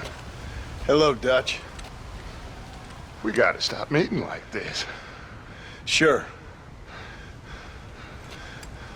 I got a plan, John. You always got a plan, Dutch. This is a good one. I don't doubt it. We can't always fight nature, John. We can't fight change. Can't fight gravity. We can't fight nothing. My whole life, all I ever did was fight. Then give up, Dutch. But I can't give up, neither. I can't fight my own nature. That's a paradox, John. You see? Then I have to shoot you. When I'm gone, they'll just find another monster. They have to. Because they have to justify their wages. That's their business.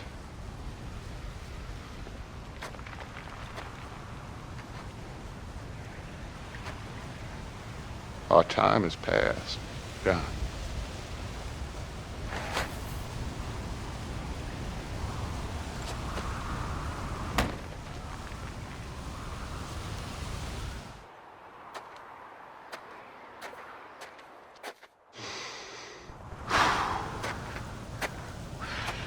So at the end, you didn't have the guts to shoot him.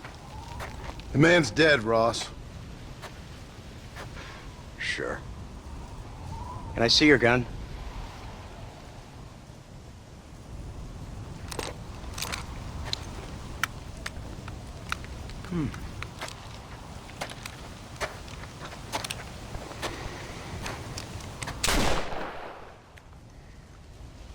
Oh, trust me. It looks better in the report that way. Where's my family? Your wife was killed in a prison riot last week. So, I'm only joking, dear boy. They were sent back to that Scrabble ranch of yours in Beecher's Hope. They're quite safe and sound. They better be. Thank you, Mr. Marston, for everything. I know this wasn't easy for you, but I have to say, you've done your country proud. Yeah, exactly. See you around, John. Try to stay out of trouble. Come on, Archer. Let's go find somebody else we can annoy.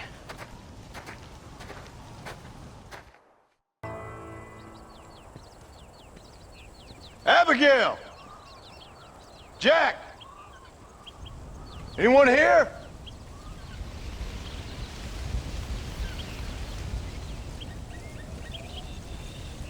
Anyone home?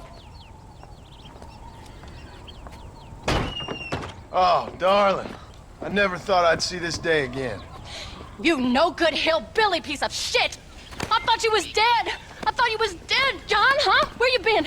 Where you been? You know where I've been, darling. You know. You saw Dutch, didn't you? Yeah, I saw him. And Bill? Yeah, I saw him too. And you didn't go back to him? I left that life. Just as you left yours.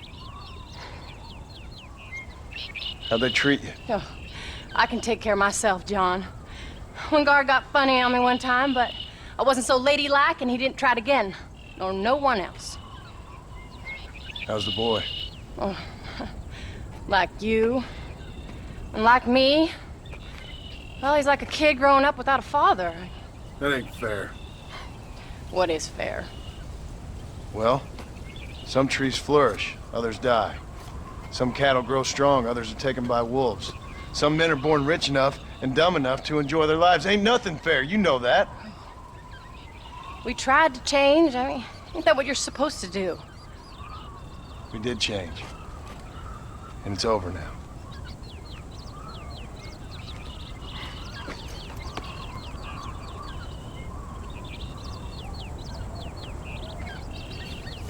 Jack! Jack, come here, boy. Hello, sir. Come here. How you been? Coyotes ate all the chickens and poachers took the cattle. I tried, Father. I tried. I know you did, son. I know. And don't you go blaming me, boy. Don't you go blaming me. I ain't blaming no one, old man, but since you're still alive, there's 4 mouths to feed. And no cattle. That's a nice way to greet somebody. Why don't I get the warm and tender embrace? Consider the fact I ain't put a bullet in your embrace, old man. You were supposed to look after the place. I did. Well, I did my best. Thing is, there was too many of them. I thought you was dead. I wasn't drinking. Hold your excuses until you figured out which one to use. Jack, go get your bags packed, boy. We got work to do. We leave in the morning. Go on. Yes, sir. Where are you going? Well, it's getting kind of dark now, but in the morning we've got to go get ourselves some more cattle.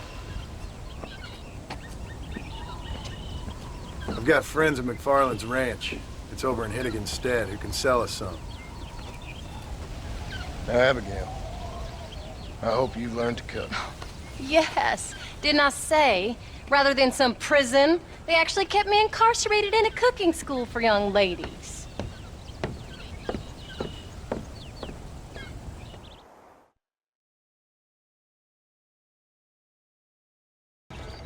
John Marston!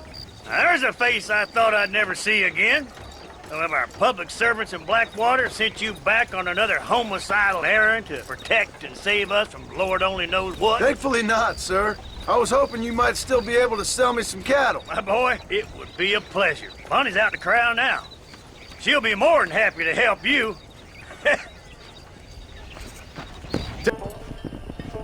Good Lord, do my eyes deceive me? A devil walks among us. I said I'd be back when this was all over, Miss McFarland.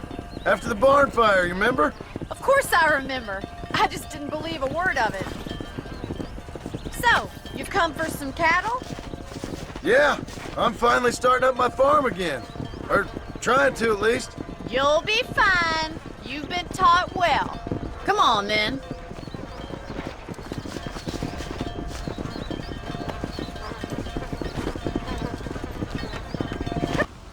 Did a good job, son. Nice shooting. Thanks, Pa.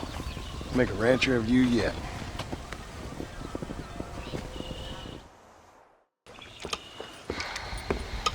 What you cooking?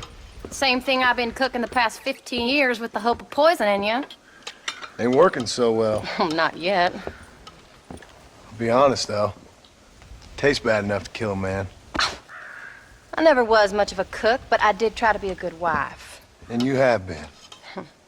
Given what we was and what we came from, I think we've gone and done okay. I look at Jack, I look at him, and I think we've been blessed. Maybe he can be something more. He's a good kid. He can be whatever he wants to be. He ain't gonna be no frontier gunslinger killing and running no gang, though. That way's over. Railroads and government and motor cars and everything gone and done away with all that.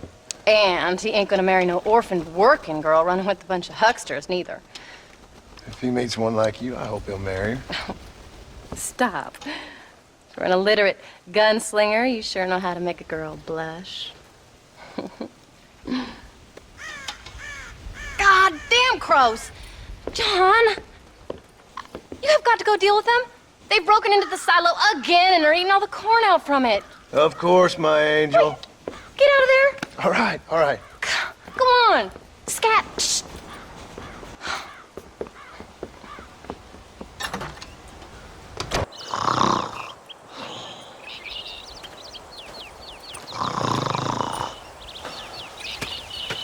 Get up, old man. I am up. Get up! Oh. There, I'm up. Well, thank the good Lord you're back. Nothing worse for an old man than sleeping in the warm afternoon sun. You want a long sleep, Uncle? That can be arranged. It'll cost me less than food. You always was a hard and nasty man, John Marston. You always was a useless, conniving thief. And where's them cattle? Did you take them to pasture? It's coming around to that. When exactly? It's easy to pick on the elderly. It's easy, but it ain't dignified. Come on, old man. Do this together.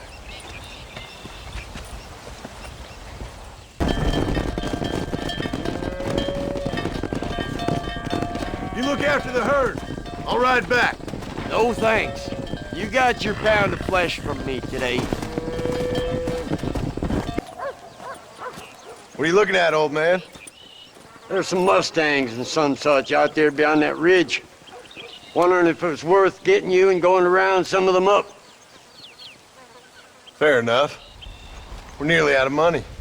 Ranch is in turmoil. We may not make it through the winter. What could we possibly want with some good quality horses? Come on. That tone of voice ain't so becoming on you. Makes you seem all pent up and angry like some Blackwater would-be business tycoon with a bad case of hemorrhoids. I'll give you a bad case of someone just shot me in the head if you don't hurry up. Make sure there's enough fresh hay. We need to keep them strong. All right. Damn, a little gratitude wouldn't kill you.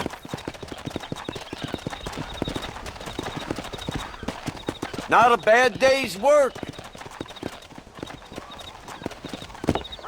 John, we got a telegram from some lady friend of yours, a Bonnie something or other. Something you ain't telling me? Bonnie McFarland. She's a friend. Mm. Saved my life when I went after Bill and nearly got myself killed again. Oh, and now you two's in the habit of sending each other letters. How very nice. It weren't nothing like that. What's it say? I don't know. I can't... Well, you know I can't read. Give it here. You read that thing out loud? I ain't hiding nothing. Dear Mr. Marston, stop. Need corn sacks. Stop. Emergency. Stop. Weevils and moths ate entire county supply.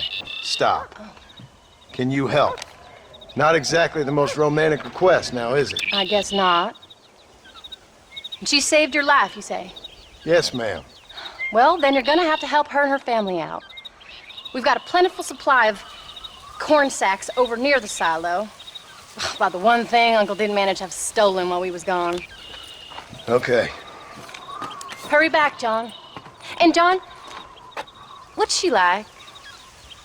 You know. A little bit like you, I guess. She's a woman in a man's world.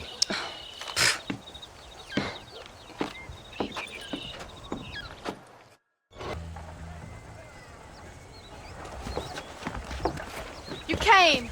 Thank you so much. We lost the entire harvest. Miss McFarland, I'd like you to meet my wife, Abigail. Oh, ain't you quite the gentleman all of a sudden? It's a pleasure to meet you, Mrs. Marston. Likewise. Thank you for saving my husband's life and for teaching the miserable goat some manners, among other things. I didn't teach him anything. I know better than to try to change a man. You should meet my father. Oh, people can change, Miss McFarland. John and I have to believe that more than anybody. This is a decent first harvest for you, John. You should be proud. That's good land you got there. How are you feeling, Mrs. Marston? From what your husband told me, it must have been awful for you. I've been through worse, and I knew he'd be back before too long. He can't cook a meal to save his life. Abigail, in my darkest hours, when I was most homesick, just the thought of one of your rat meat stews kept me pushing forward. Well, about as amusing as a weeping saddle sore, ain't he, Mr. McFarland? If you're gonna start yammering about women's work, John, I'd say you might be in the wrong company. I'd say so, too. I never felt so outnumbered.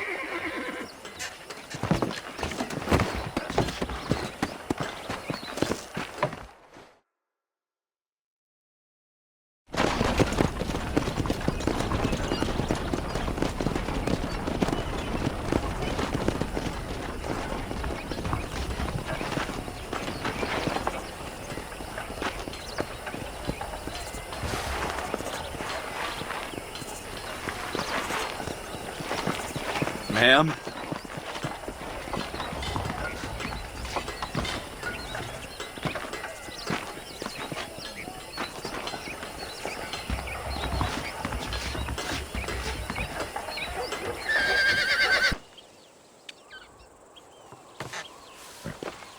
We did good today, John. I guess I better go fix us something to eat.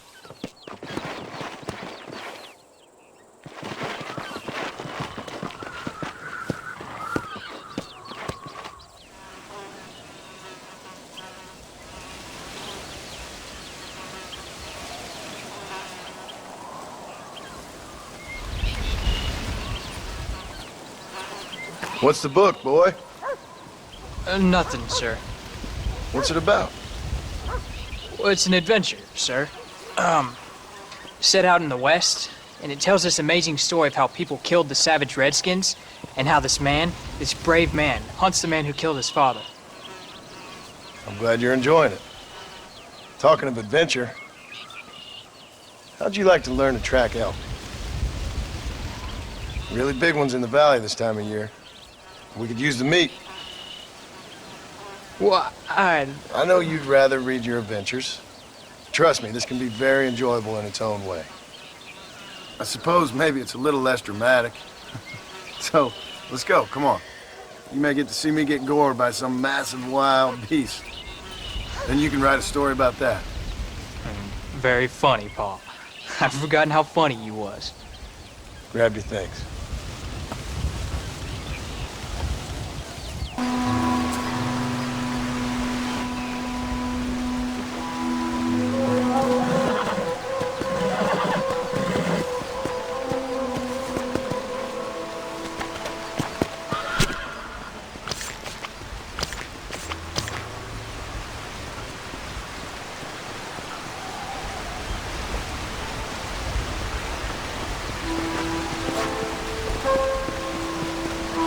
That was so much fun! I can't rightly believe it. Just like in the books. We'll do it again soon. Now get to your chores.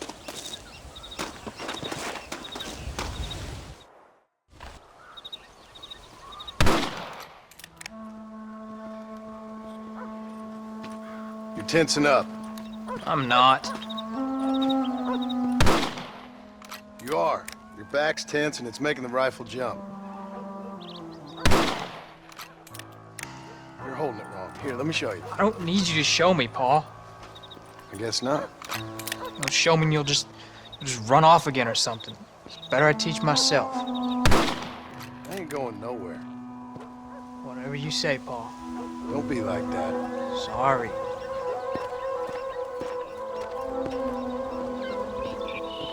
Wolf's been after the herd.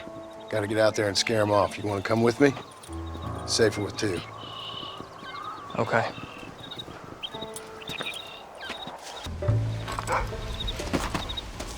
You're turned into a decent hunter, son. But try to stay out of trouble.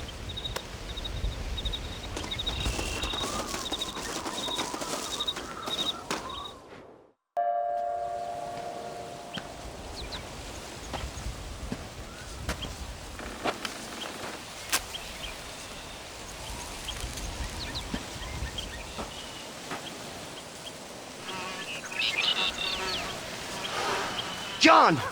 John! What is it, old man? It's Jack. The kid. The kid. Well, I just saw him out in the valley. Seems your tales of hunting got the better of him. He said he was going up to the pass, track down that grizzly that's been seen up there. Kid can't hunt a grizzly. Thing will eat him alive. I know. I tried to stop him. But you're worthless as a lawyer at a lynching. Damn you, old man. This is my son. Anything happens to him, you'll wish it was you that bear attacked.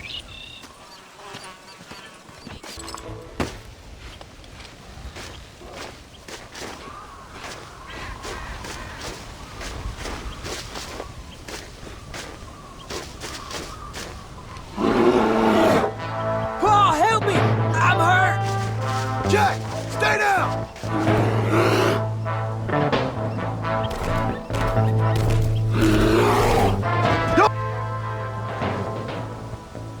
What the hell were you thinking going off on your own? You're just a boy.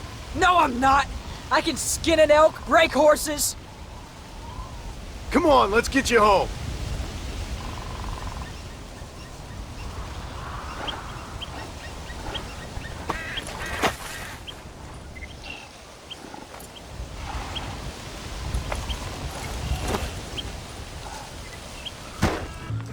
I'm sorry I made you worry, Paul. Don't be too eager to grow up, son. Ain't as much fun as it looks. When you're ready to hunt bears, I'll take you.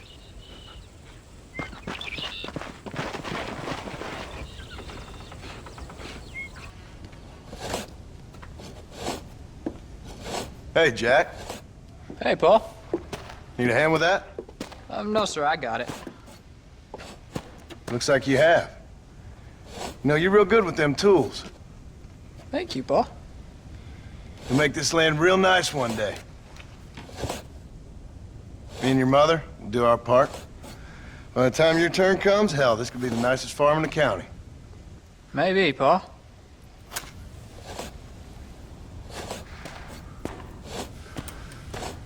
Just gotta learn to shoot straight or you'll get yourself eaten by some animal. Very funny, Pa. Thank you, son.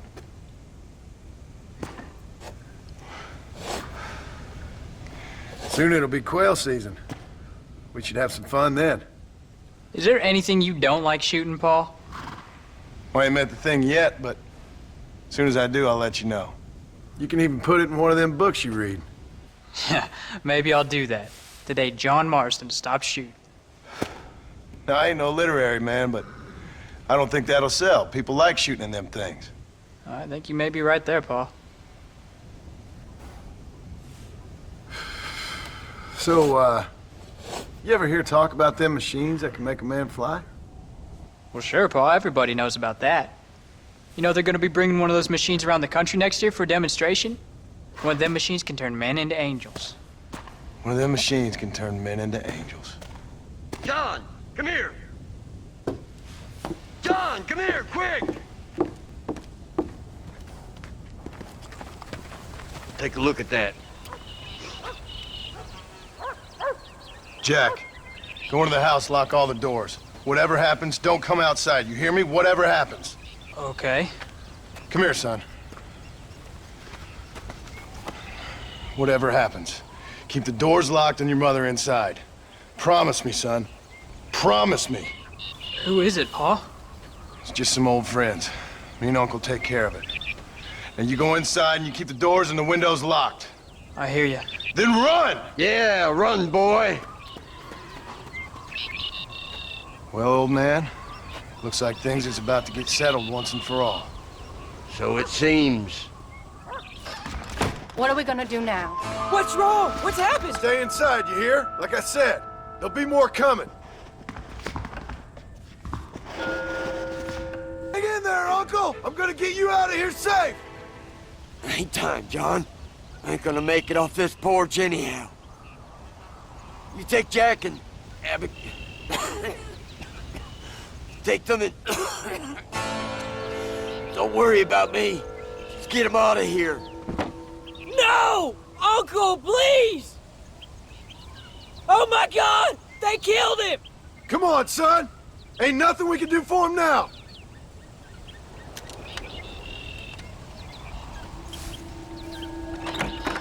We're leaving the farm. I'll watch from the silo. You two go to the barn, get the horses ready. John! I'll meet you there.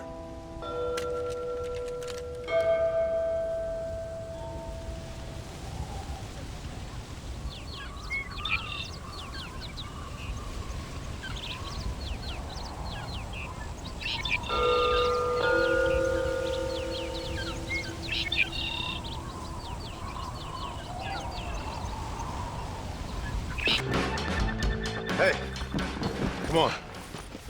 Now listen. Jack, darling, get on this horse. Get out of here. Go find a place to hide. You're coming with us, Pa. I'll catch up. You keep riding and don't look back. And don't be worried about me, you hear? Now get going. You stay out of trouble, John. Ain't no trouble, Abigail. Ain't no trouble. I love you. I love you. Now go! Get!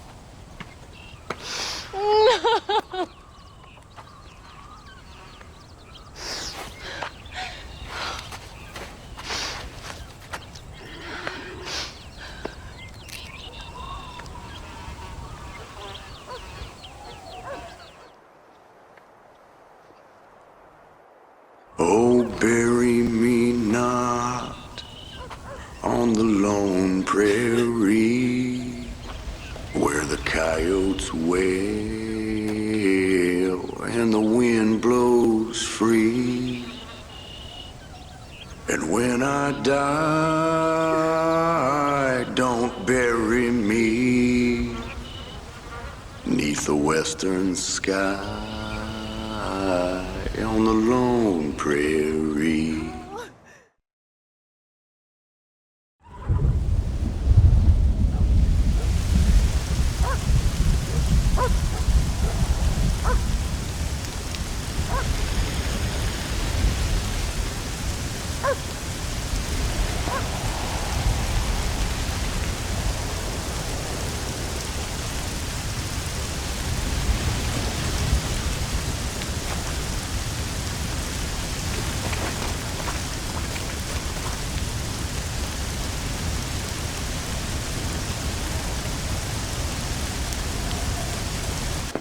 Hello, sir.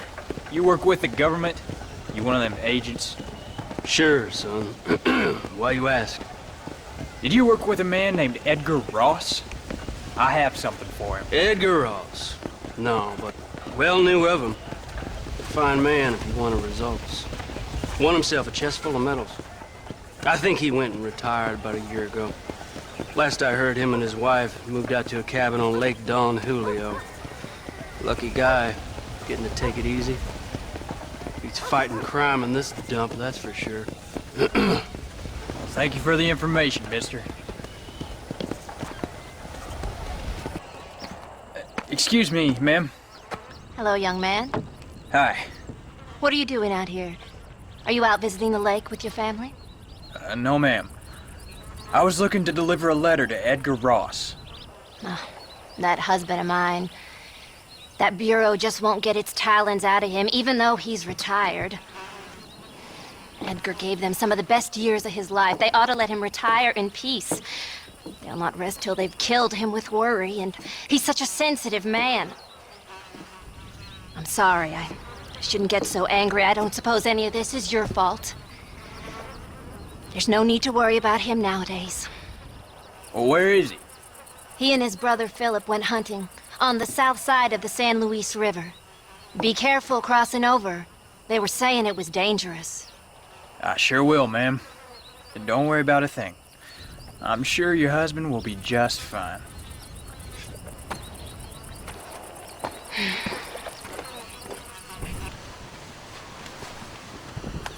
Hey there, mister. How's the hunting? Well, pretty good, son. Got me a few rabbits, coyote, elk. Still looking for some trophies for the parlor. I've got a letter here for Edgar Ross. You know him? I heard he was down in these parts with his wife. Of course I know him. He's my brother. Gone down river, duck hunt. Must be a pretty important letter to have come all this way. Oh, yes, sir. Real important. I'll be on my way home as soon as I deliver this message. You best be off then. Just don't get on his bad side. He's got a filthy temper.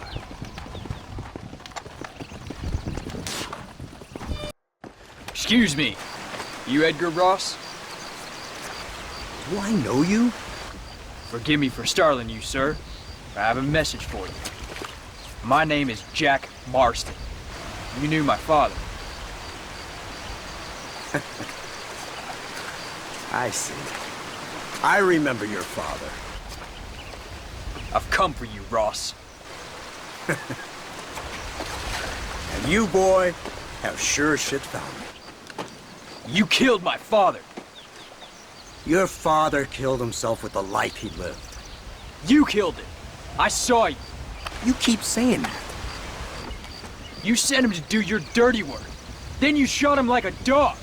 And I'll shoot you like one too, you little piece of trash.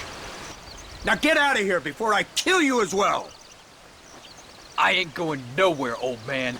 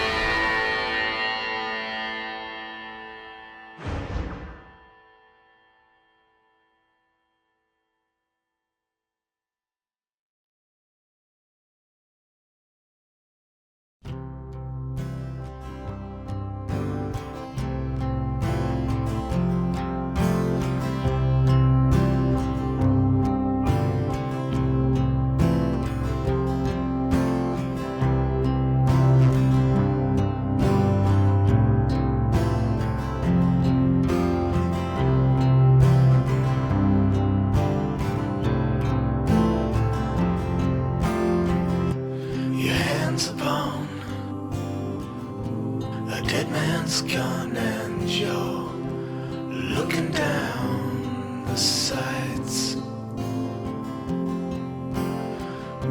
Your heart is worn and the seams are torn, and they've given you a reason to fight.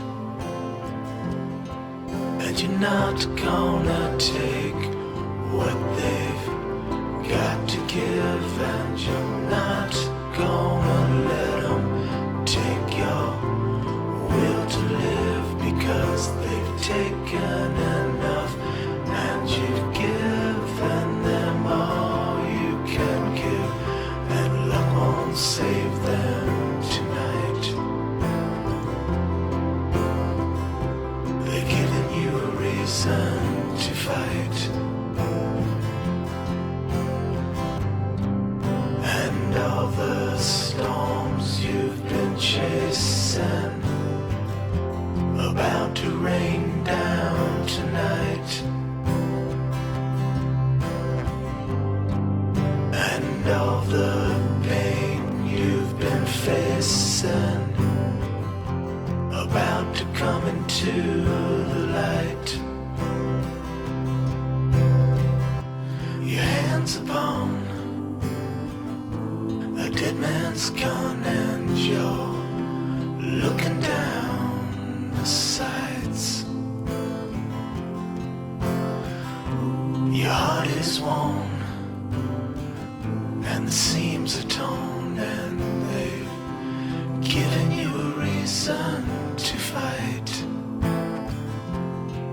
And you're not gonna take what they've got to give, and you're not gonna let them take your will to live, because they've taken enough, and you've given them all you can give, and luck won't save them tonight.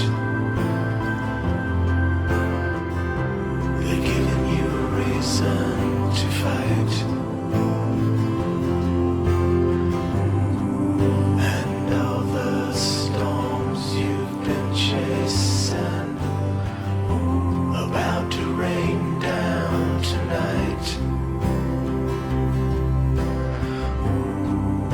And all the pain you've been facing about to come into the light.